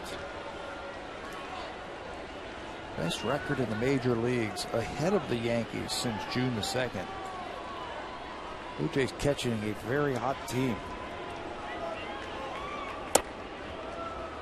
And remember, this is the team that lost 9 straight. And the 9th loss came on June 1st. You just never know where streaks are going to start or end. 1-1 to Vizquel. Weeks comes after it and flips to the shortstop. That ends it. So the Blue Jays suffer their largest shutout loss in franchise history and going down 16-0 at the hands of the Oakland Athletics. Couldn't do anything right all night long. It started bad early for the Blue Jays and kept going. The team scored in every inning but 2. The Oakland A's tonight against the Blue Jays. Going to have a short memory and strap it back on tomorrow very early. Aaron Laffey will go to the mound for the Blue Jays. He'll be opposed by Tommy Malone. Blue Jays trying to salvage the 3rd and final game. Stay tuned. Connected coming up now.